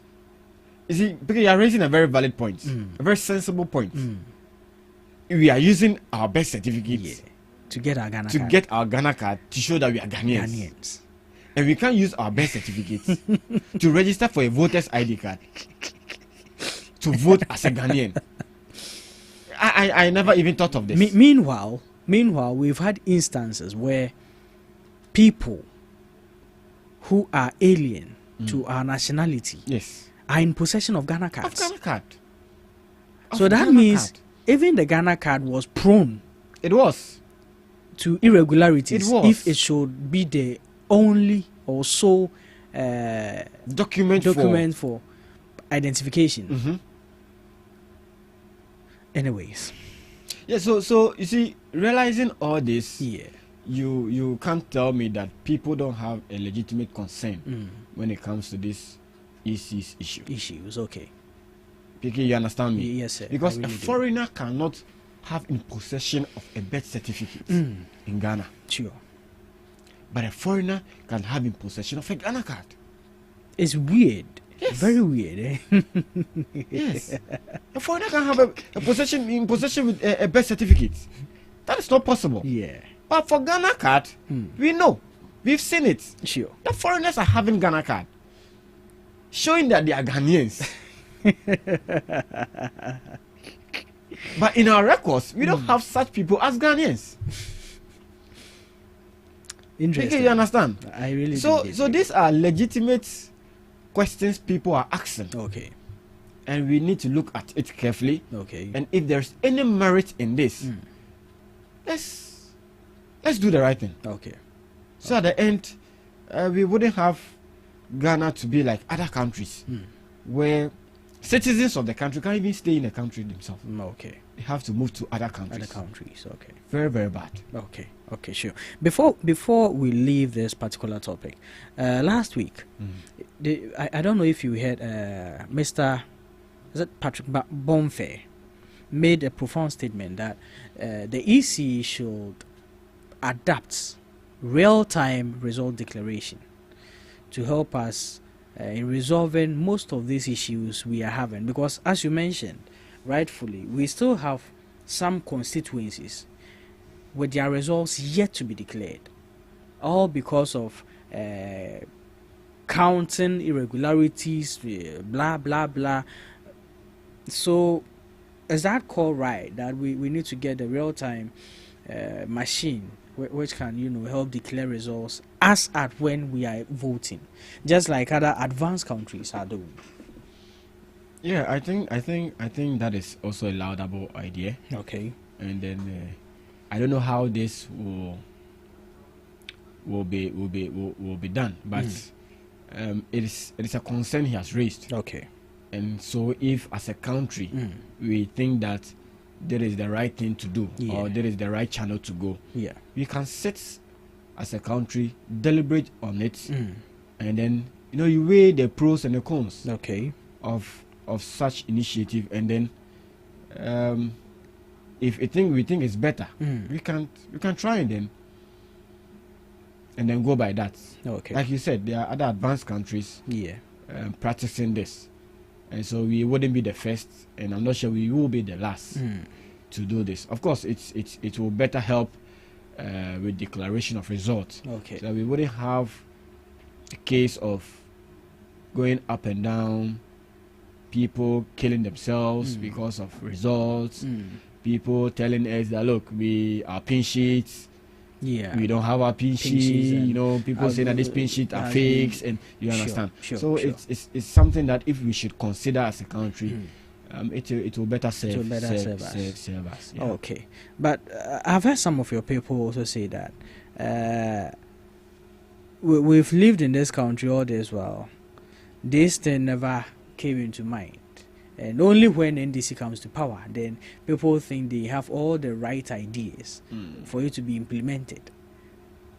Is that something that you buy into? Oh yeah, but PK, you know that when NDC is in power, and there are a whole lot of people who are now in quotes wise, people who are now in quotes more intellectual, and people who are now more of advocacy, trying to advocate for the good people of Ghana. Okay. But you see, it boils down again to leadership. If you have a leader who can tolerate everything, you have the free range to do whatever you want to do, so far as it doesn't violate our constitutions or our laws in the country. Sure. With the past administration, we never saw anything like that. Okay. Who born dog? Who are you to talk about the government, to talk about what is not right? You get it? Yeah. You will be chased. People will come after you. You understand? Yeah. So it's not because they've had their voices. It's because of the leadership style. It has changed now. Okay. They had their voices during the past administration, the MPP government. So why didn't they use it? It can't come out. The voices were there, but it can't come out. Okay. You understand? It can't come out. I keep on saying we were in that regime like we were in a Guantanamo Bay, where you can't even bring out good decisions. Are you sure? Yes, because that good decision will not be in favor of somebody. You get it? So it's because of the listening president that we've got so far. That is why everybody, and I'm happy. Okay. President Mama is happy about this. Okay. That everybody should bring out what he thinks is right. Okay. So that we can have a better Ghana. Okay. After all, the country is not for one person. Sure. And Nyansa eso nyeden. Any nipa baako for three. Okay. You get it? Sure. So they should keep on talking. All right. They should keep on advocating. They should keep on bringing out their best of initiatives so that we can have a better Ghana. Better Ghana. Yeah. Okay, thank you there. And speaking of President Mahama, moving into our next conversation, Godwin, let's. You see, when it comes to the media, we are called the fourth realm of the state, and we are called that for a reason. And one of the biggest reasons is that most of the things that happen behind the scenes, behind the public eye, at the blind side of the masses, are advocated, are publicized, and are dialogued on behalf of these people by the media. For instance, there's scandal that we will be looking at very soon, but we see that it took a media house, a media platform, a media cartel to dig into this scandal, bring it out, which is now in turn serving a good cause to the nation in fighting corruption. So the media is not a channel or a branch of a state that we can joke with. Whatever the media brings out, it holds heavy weight. It can either cause chaos or cause peace. People rely on the media to ascertain or guide their own lives and schedules in a day, in a week, in a year. So the media is a stronghold, a strong stakeholder in the space of government or governance. There are some things that has gone on in the media space that, we will term irregularities. We look at misinformation, we look at disinformation, and we look at even licensing of some media platforms.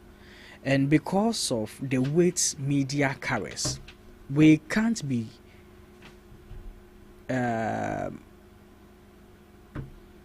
over-tolerative with some of these things. We need to make sure they stand on their toes, they are under discipline, and they are under strict measures of operation. Fast forward, under your administration, 6 months into power, the Minister for Communications have discovered some irregularities in the media space which needed some swift actions. He took that action, and before the day ends, we come to realize the president has stepped in to revoke the decision of the minister. Does this not undermine the authority of the minister? One. Secondly, does this not set a bad precedence? For instance, another media house finds themselves wanting in some irregularities. Now, what is going to be said is that you should pardon us. You can't punish us now, because when others did it, you didn't punish them, you pardoned them. So if we have faulted, you just need to pardon us. This is going to be a precedence. Or you think it's just one of those moments where a president needs to be lenient with his people to, not everything that needs some rigid or strict measures and all that. But we are also looking at the institution in question here. The president's action, what do you make of it?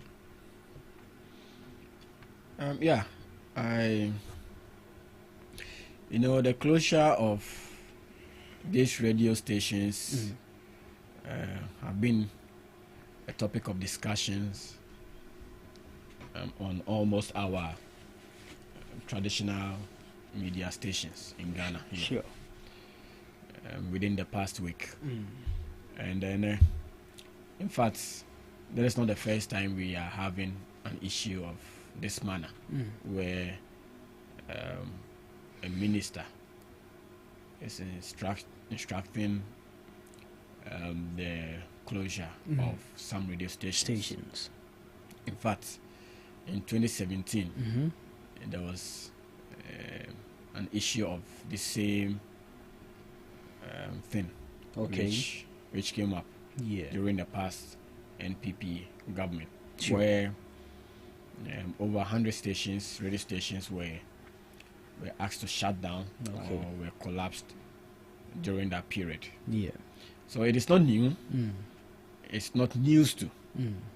It is something that we know has happened before. And then just that we don't expect this to be happening. But unfortunately, it is happening. Okay. You know, we should applaud the minister Okay. for doing his work well. Sure. We should commend him for working accordingly. Okay. For working not outside the laws of the country. Yeah. Now, the minister in parliament gave series of reasons why he instructed for the closure of this 62 radio stations. Yeah. He mentioned that one, some of the radio stations have their license expired. Okay. And then they haven't renewed it so far, and so asked that they close all those radio stations down. Okay. Two, he also mentioned that some radio stations also have the issue with their fees obligations. They have not been able to meet their fees or pay some amount of money that we think or that they need to pay, and so for that matter have to also go down. And again, he also mentioned that there are some also which have gone through all the steps they need to go through, but have not been given the final permit to commence operations.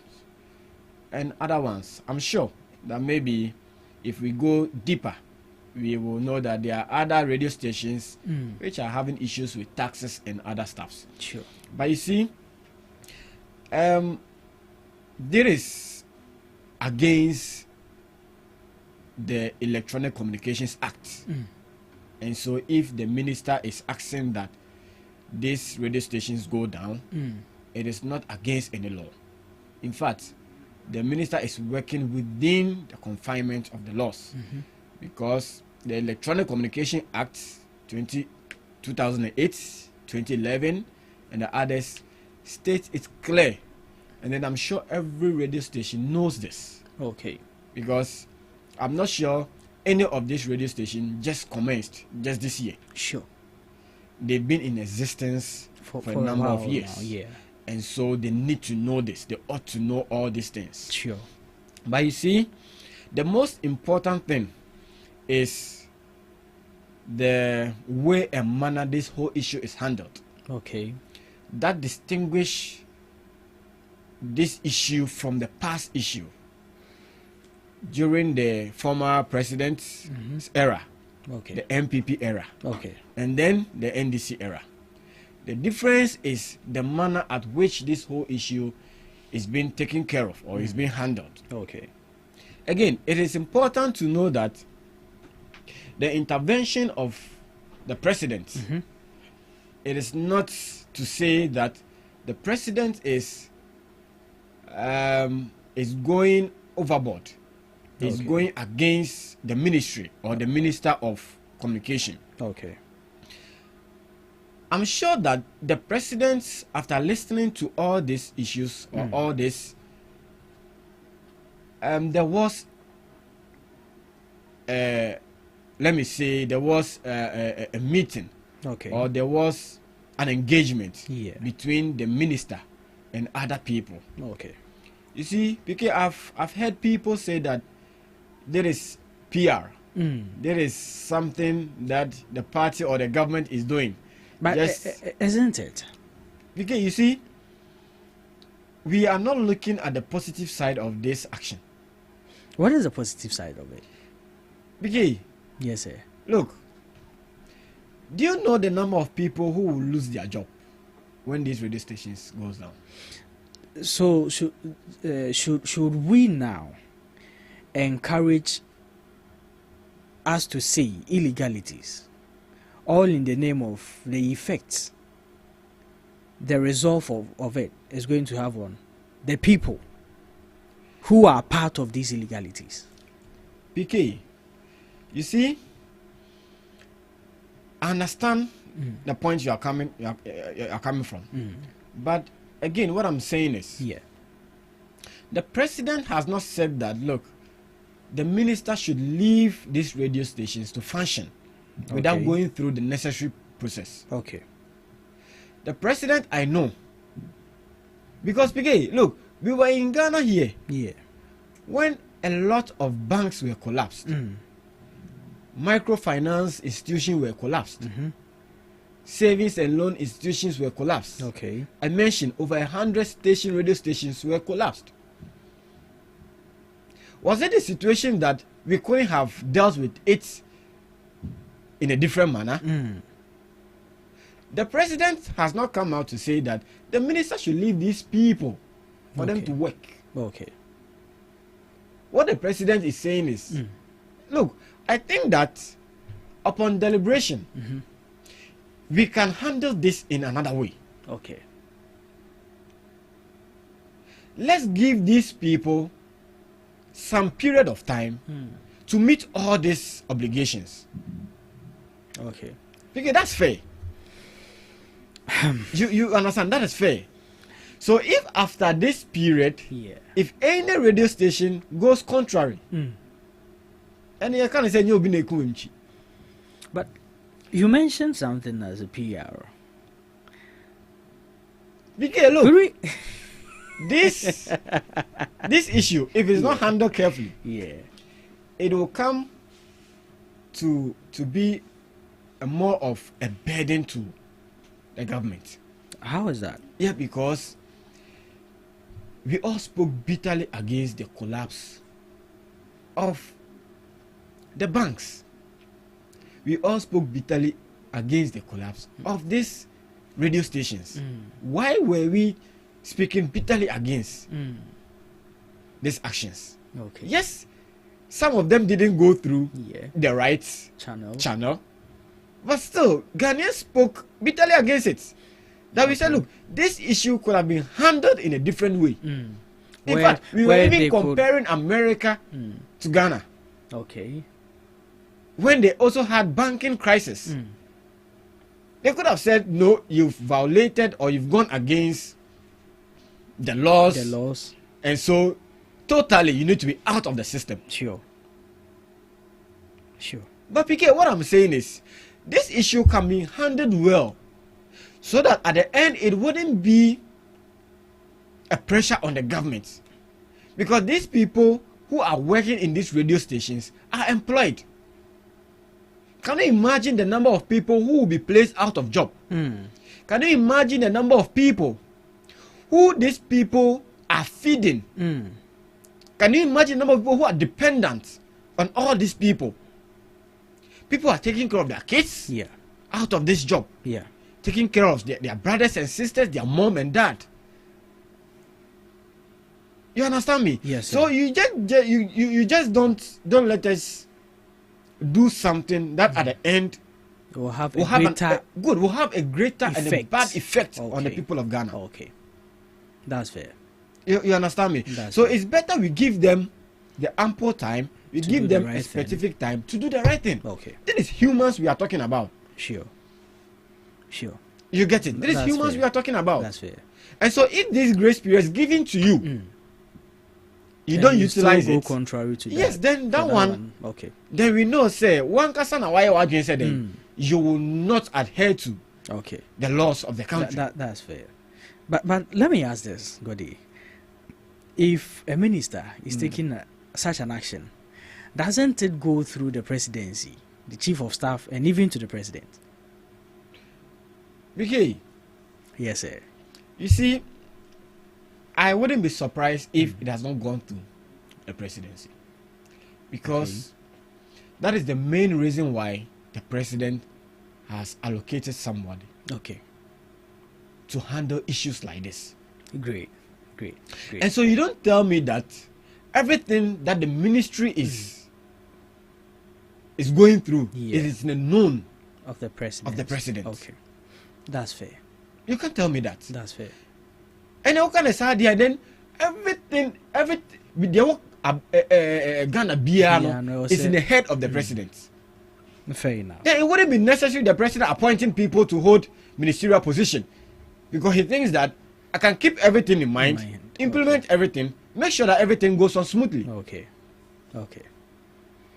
Because you can be working in an institution, you will implement some actions without your boss knowing it. Okay. You get it? Yeah. This one is because it has not gone down well to the people of Ghana. That is why the president, or that is why people are even asking, is the president in the known? Okay. You understand me, PK? Yeah. I really do. So the president, I'm not sure, will be in the known. Okay. But even if the president is in the known, what is wrong with the president revising his decision? Sure. In quotes, only fools don't change. Wow. Yes, the president thought that, look, let's close these people, let's close these stations down. Yeah. But upon the second thought, the president said that no, the effect of this will be more than what we are seeing. Okay. So let's change the action. What is wrong with that? That's fair. Brilliantly. Yes, there's nothing wrong with it. Thought of. Sure. It shows that this is a leadership at its peak. Okay. If you're a leader, doesn't mean you know it all. Okay. Maybe the president even made that decision, but the security man in the Flagstaff house came to the president and look, president, we say President Afa. Okay. Do you think it's wrong? It's not wrong. That's fair. It shows that everybody still can talk. Yeah. Bring his or her idea to the presidency. Wow.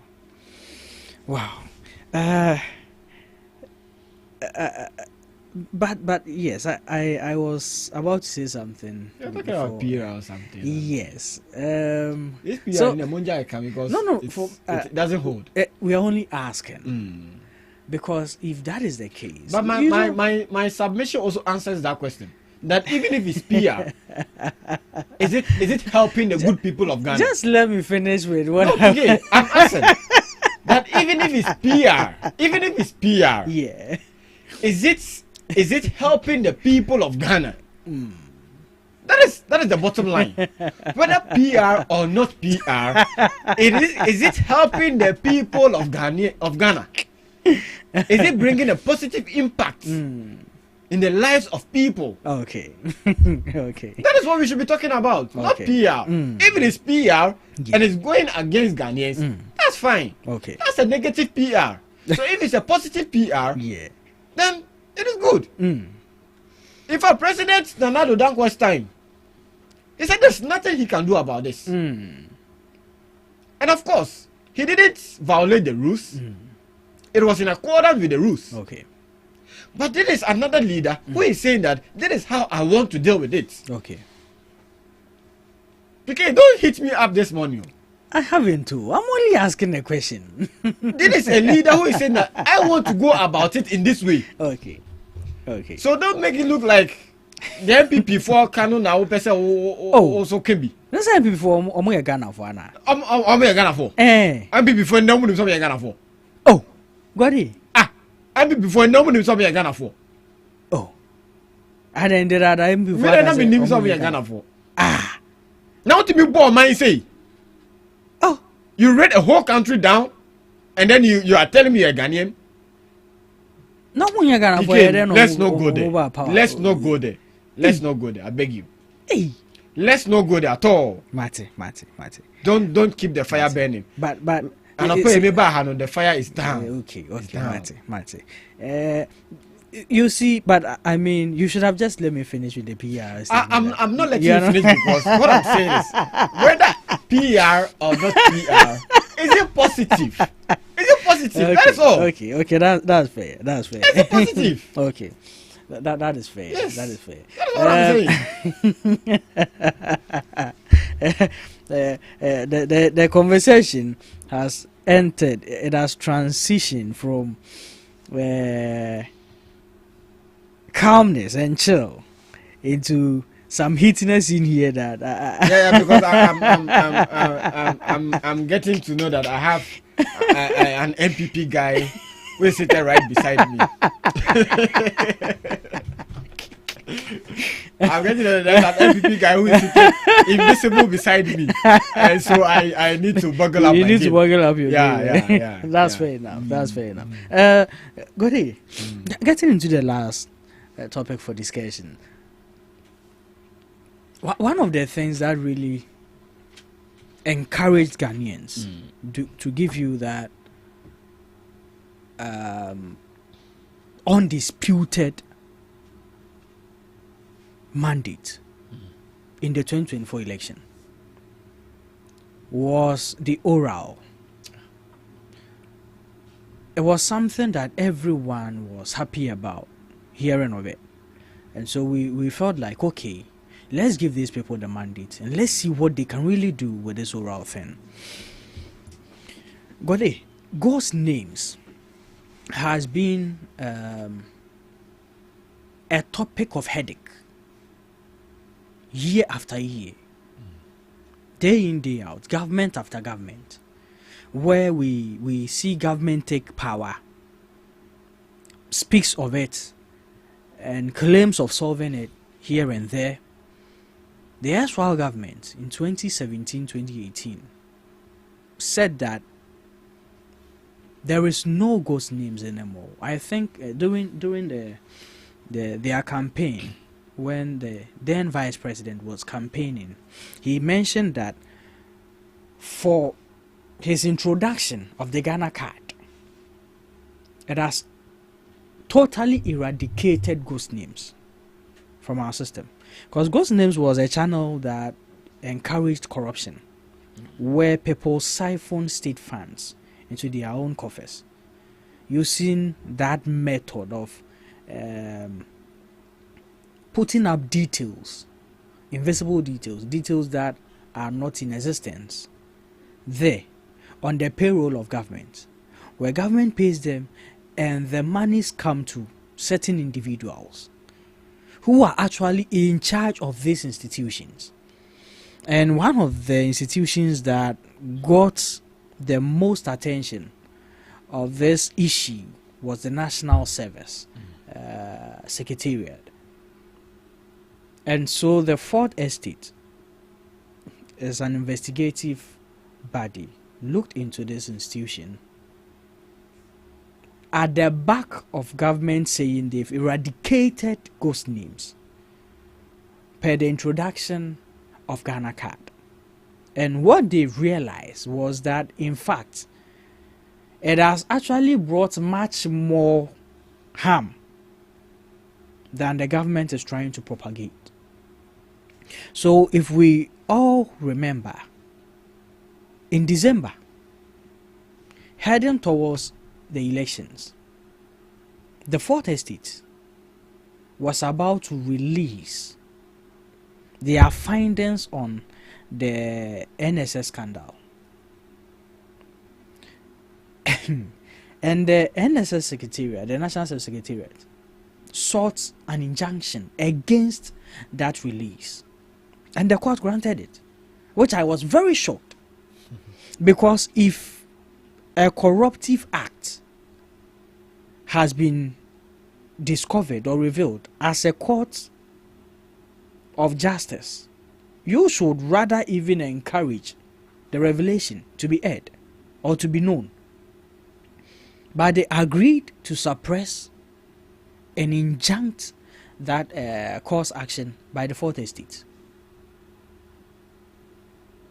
Fast forward, after election, oral has been implemented. Fourth Estate said, okay, if we can't really do it through these means because of the injunction, then let's just give it to oral to look through it. Oral takes over Attorney General's office, puts up their own investigations, and boom. Last Friday, we hear the most damning, disastrous, unimaginable scandals of our time, where some 584 million Ghana cedis has been squandered, has been looted from state coffers into some 22 people's pockets.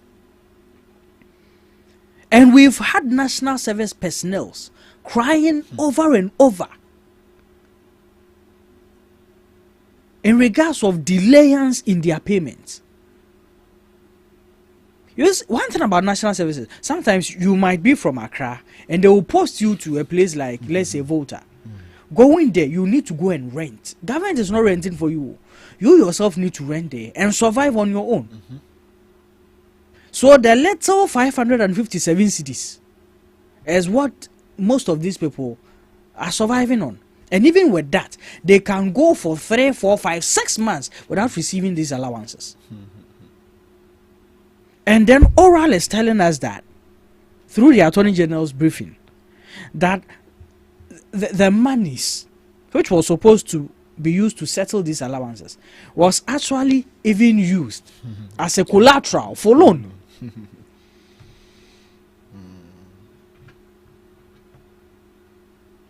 Tell what BK, I get so mad when I want to talk about this issue.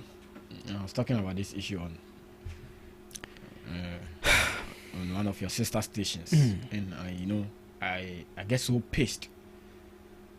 See, is this wickedness? Is this greed? Or what? Like you rightfully mentioned, this is one of the reasons why President Mahama was voted massively to occupy the position as a president. And then President Mahama also, during his campaign, made it clear to the people of Ghana that, look, there are people who need to account for their deeds holding public office. And so there is no news. President Mahama assumed office. And then he put up this oral team. So this oral team also gathered information, submitted it to the president. The president forwarded it to the Attorney General to start investigation. Okay. But you see, this is not something President Mahama is doing to witch hunt anybody. In fact, it is a precedent President Mahama is setting so that every politician, everybody holding public office will get to know that even if your government does not hold you accountable, even if your government shields you, the next government will come after you. So it is a precedent that I'm really enjoying that is going to be set. Okay. That even if your government does not, if your government don't hold you accountable, another government will come hold you accountable. Okay. And that is what we should commend and we should rally behind. Okay. You see, PK? Yes, sir. So what the Attorney General is doing, in fact, there are people who have come out to say that Attorney General is trying people in public. Attorney General is making sure that accountability is served. Okay. To the good people of Ghana. Because Attorney General is not in that position for himself. Okay. That's fair. He's not in that position for President Mahama. That's fair. Attorney General is in that position for Ghanaians. Ghanaians are his boss. So him briefing us is briefing us is in the right direction. Great. Ghanaians are paying Attorney General. And so if you come out, tell us that the Attorney General is not supposed to come hold public press conference and then details Ghanaians about what is on his desk, I think it's very unfortunate. Sure. It's very, very unfortunate. Nothing stops or no law stops the Attorney General from coming out to let the good people of Ghana knows that this is the mandate you've given me and this is how far I'm working towards. Wow. Again, anybody who is alleged is also not in a manner stopped from coming out to hold a press conference to say that what the Attorney General is saying, A, B, C, E, and D, it is not the right thing. Nobody is stopping anybody. Sure. If the Attorney General comes out, hold a press conference, say that okay, these are the issues I'm leveling against this person. You also have the right to come out to counter that. Nothing stops you. Great. Of course, with the MPP as a party, I've been doing every time. Always coming and holding press conference against government policies. Nothing stops them. Okay. You get it? Yeah. So what the Attorney General is doing is the right thing to do. Okay. So that Ghanaians people will be updated on every step. Great. Because perception is very, very difficult to take out of people. If Ghanaians get to know that, look, Attorney General is not working well, is trying to hide people because they are all politicians, it tarnishes the image of the office, even the government as well. You get it? Yes, sir. So Ghanaians should calm down so that the Attorney General will work. Okay. Give him that room to work. Okay. Because if he doesn't, we will talk about it. Okay. But because I think that the past government, the past NPP government, yeah, if the president wasn't sleeping, then I don't know. Why would you say that? Oh yes. If the president wasn't sleeping, then it means that the whole government machinery system was down, was broken down. The whole government machinery system. Because the number of allegations or the number of alleged corruption cases which are leveled against the past administration appointee, it's mind-blowing, it's mind-boggling. After President J.J. Rawlings, President Kufuor came to office. Did you hear anything of this sort? After President Kufuor left office, President Mills came. Was something like this. President Mahama came. You get it? Yes, sir. So I don't know what was happening. I don't know whether it was a cabal. I don't know whether it was a plan that, look, we are coming to office to loot Ghanaians. I don't know whether it was a setting that because we lost elections in two or three consecutive times, we've lost money. So we coming into office, we are not coming to serve the good people of Ghana. We are coming to loot Ghanaians. Okay, this is very, very heartbreaking. It's because very heartbreaking. Looking at how NSS personnel have suffered. Yes. And it wasn't that their monies weren't even available. The monies were there. That's why I'm telling you that. Is it wickedness? Is it greed? But is it selfishness? You see, we wouldn't have been so much angry on this issue if it was one or two cases. Because after a few years, and if you look at some of the revelations, there are people, a single person's name appeared 322 times. Yes.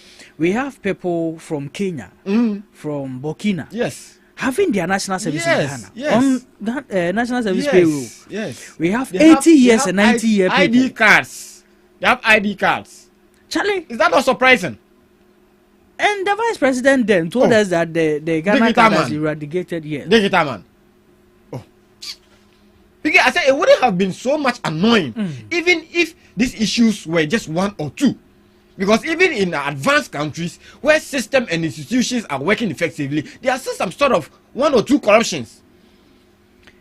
584 million Ghana cedis and some coins. I said we wouldn't have been so much angry if it was only just one or two. And if it was just one or two corrupt cases. Look at the PDS scandal. Look at how much money, $12 million. Look at the All African Games. 15 million was used for just food for athletes. Adeng. For 2 weeks. For 2 weeks, PK. For 2 weeks. Ambulance deal. The ambulance car itself. The spare parts. The budget for the spare parts was more than the budget for the whole ambulance. $34 million. Why? Because 1 billion Ghana is paid to SML. Why? Then what wrong have you done? Sky Train, Pualugu Dam. There's nothing to show, but the money is gone. Is it that the person who brought the idea is the person we paid the money to? Just bringing an idea. Just bringing an idea, no. It's how much you are charging. They should let us know. The idea generation is what we are paying for. Yeah. Then we know that for Lugu Dam, no, the other nyans and the buy, you know.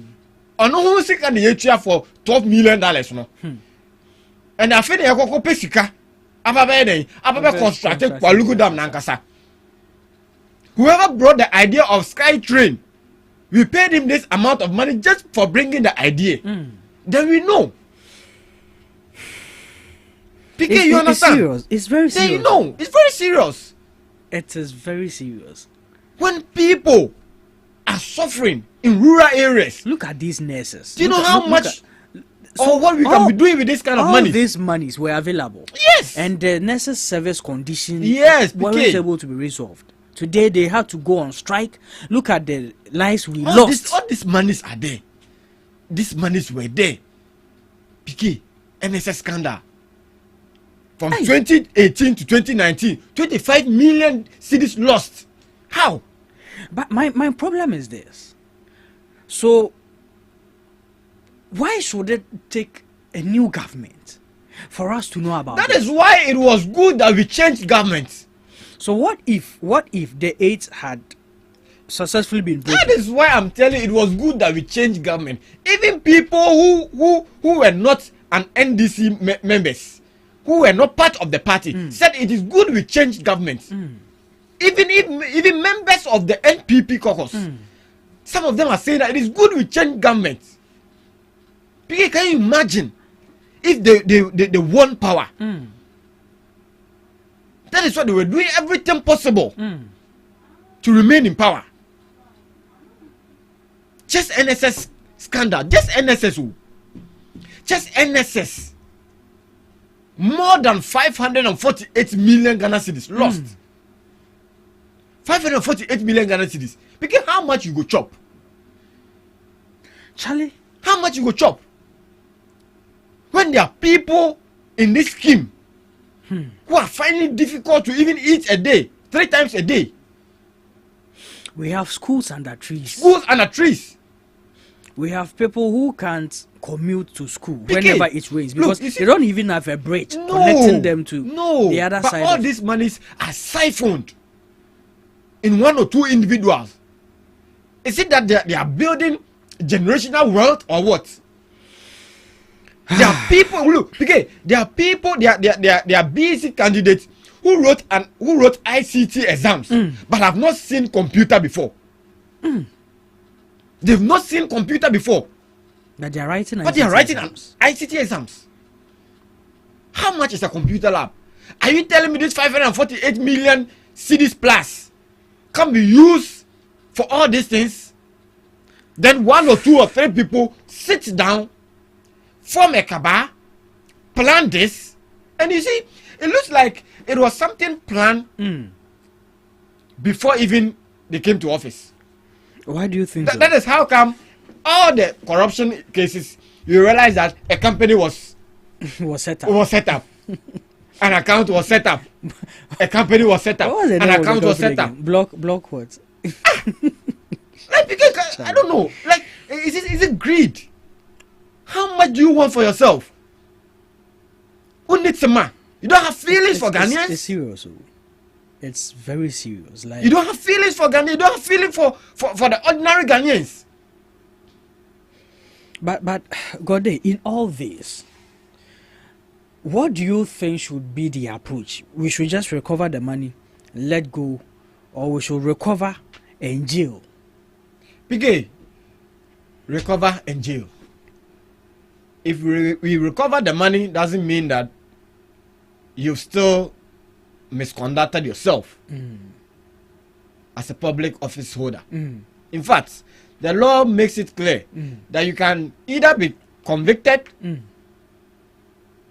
or the money can be refunded, or both of them. Okay. And so to serve as a deterrent to other people, especially the young politicians who are coming out, like some of us, strict action should be taken. Okay. Because this can continue. You can look at how much we are asking from international communities. And look at how much we are squandering. Yes, we are siphoning. How much we are embezzling. Can you imagine? Wow. Because can you imagine? Just because of the greediness of one or two people. Street lights, the whole of Ghana are not working.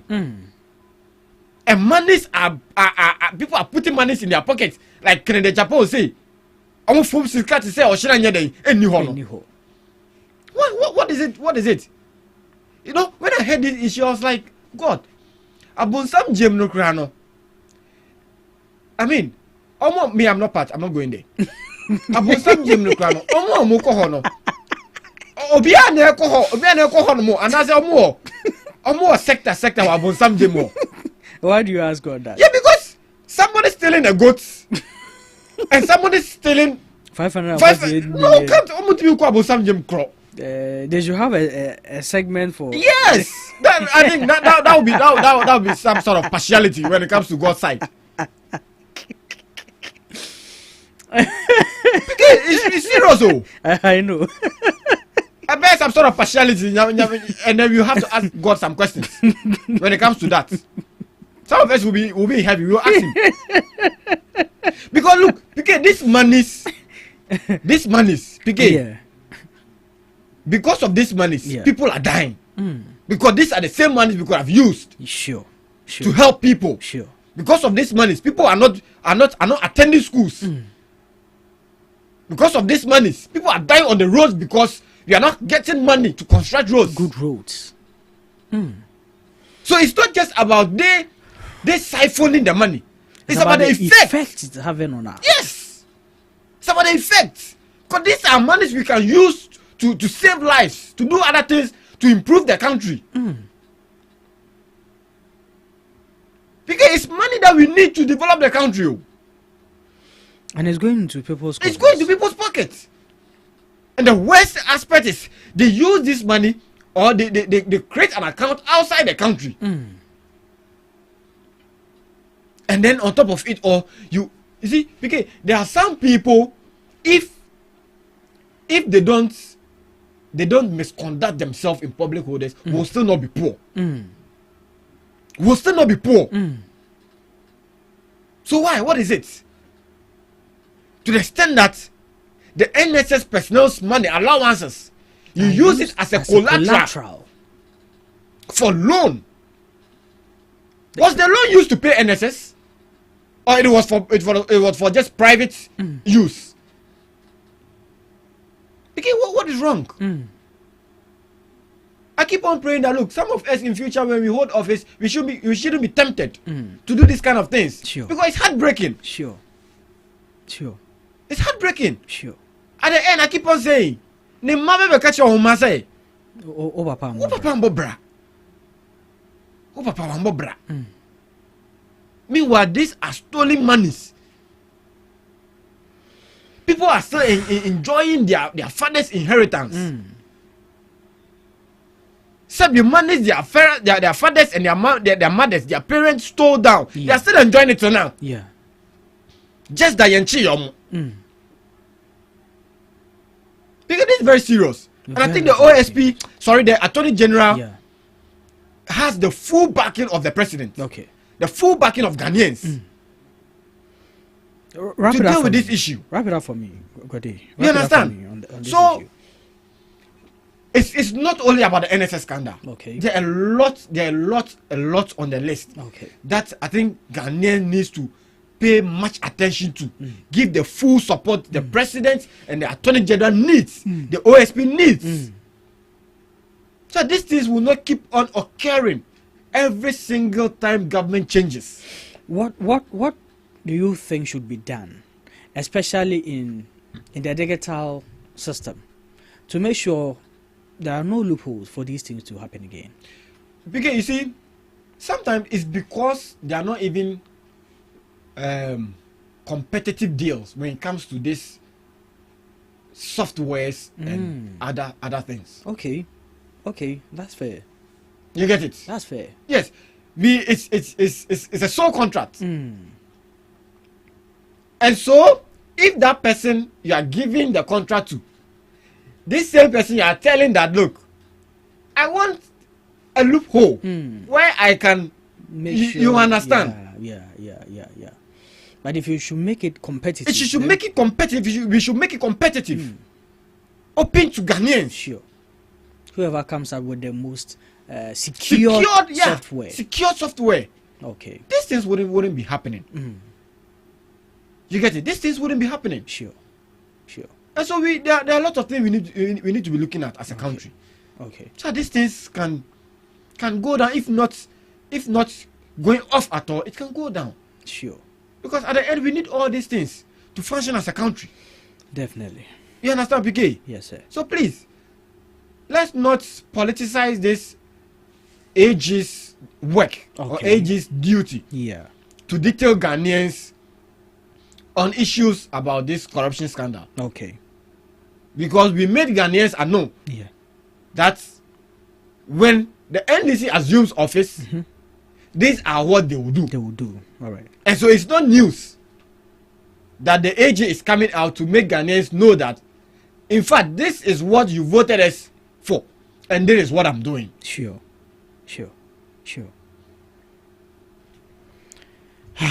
Thank you very much, Gode.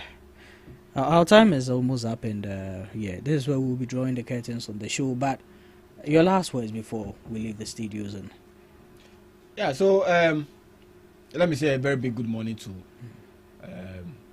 all party executives, right from our chairman general, Johnson Asiedu Nketia, to the last person on the ground there.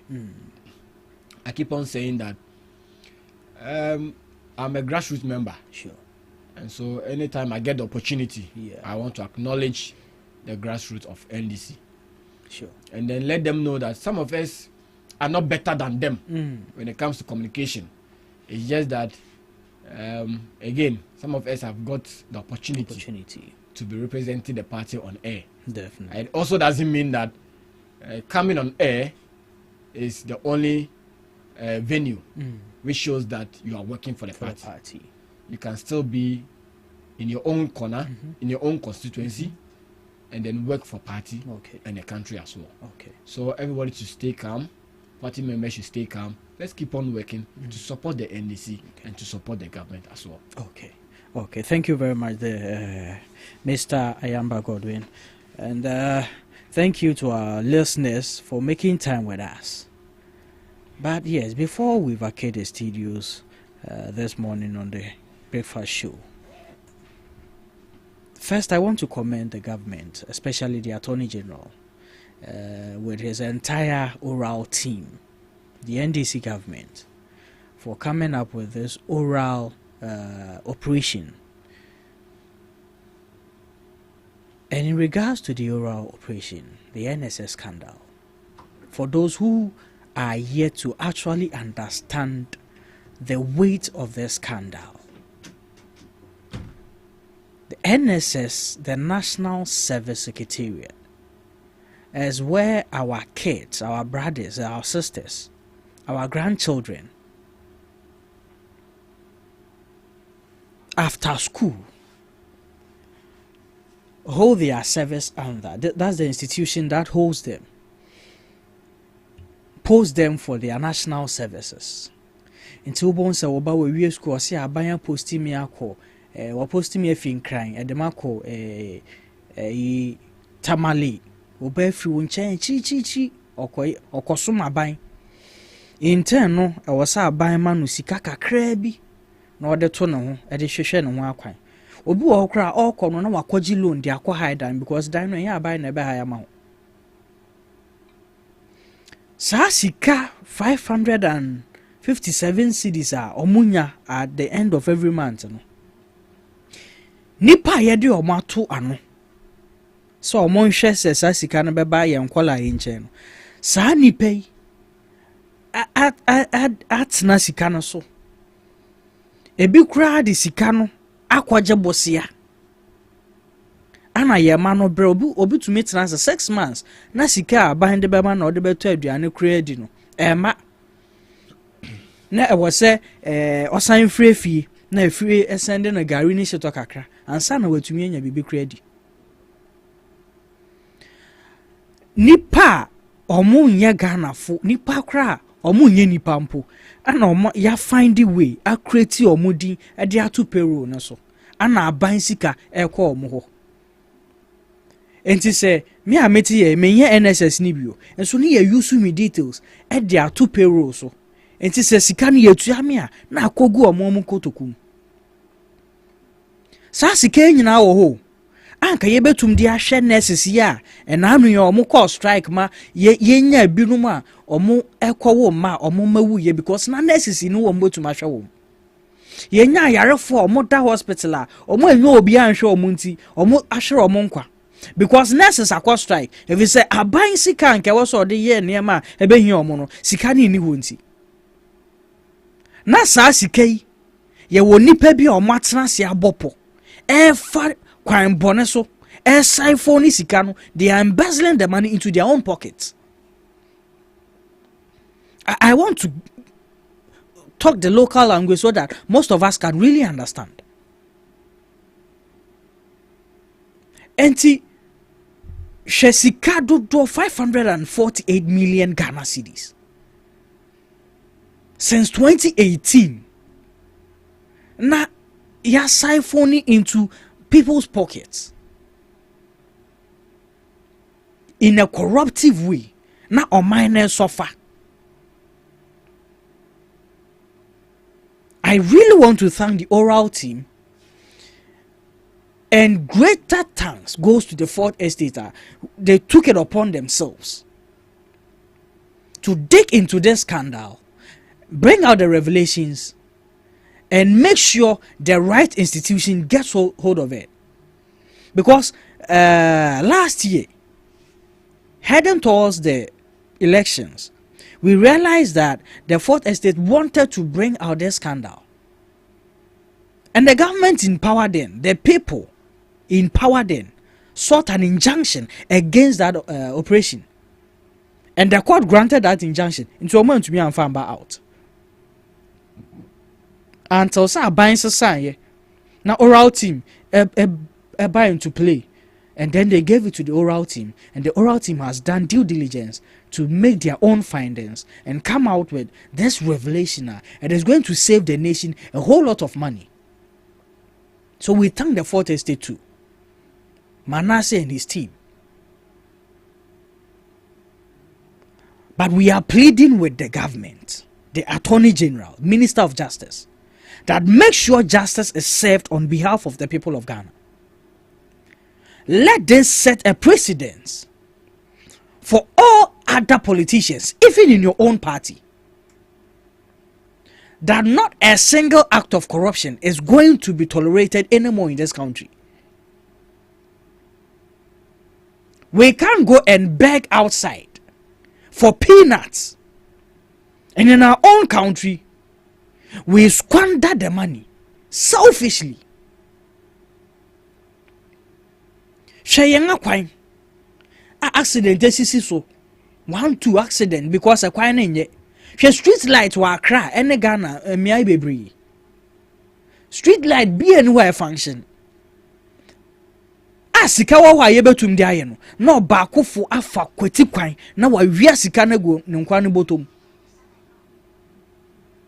We are pleading with the Minister for Justice that you take up this issue to the list of it, that justice is served on behalf of the people of Ghana. There was also them on them sikanon so yenje na yemfanye de ehia na efata.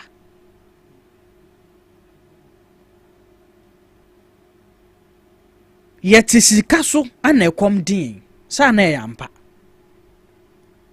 sika no wo ho nanso dia wose ye de ye no omo a they are in power, they are in charge of it, no, they are not doing the due diligence of it, And the greater impact, the greater effect comes to us down here. Yenga yakoto abadia mom, yen yebre and omoti power no more enjoy. At the cost of our own relief. I wouldn't say much on this. We just thank the government, we thank the Attorney General, we thank the Fourth Estate. But we are pleading that justice should be served accordingly. There shouldn't be any hidden consultation ebe favor the culprits. No.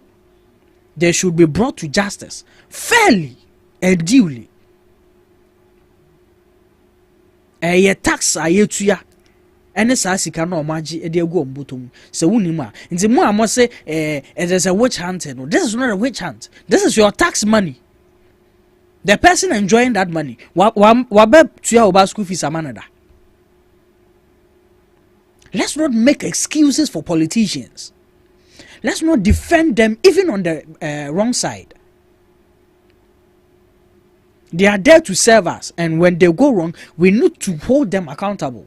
And that is what we are employing the Attorney General's office to do on this issue and all other scandals that are upcoming. So once again, we thank you, Attorney General. We thank the Fourth Estate. We thank the government in power for holding up to their promise with this oral operation. We are looking forward that the execution of this operation will be fairly executed. Nagana Fonso yenya areshim and daso papa going forward. We thank you. This is where we will end the show on the Ghana Talks Breakfast show this morning. My name is Pakwesio Mare once again, and yes, in the studios with me was Mr. Ayamba Godwin, who held the dialogues perfectly well on behalf of the government in power, the NDC. Thank you to my producers, DJ Q, thank you, and to everyone, the MCR team, we thank you. Up next is DJ Rock coming out with some soothing music. Enjoy the rest of your day.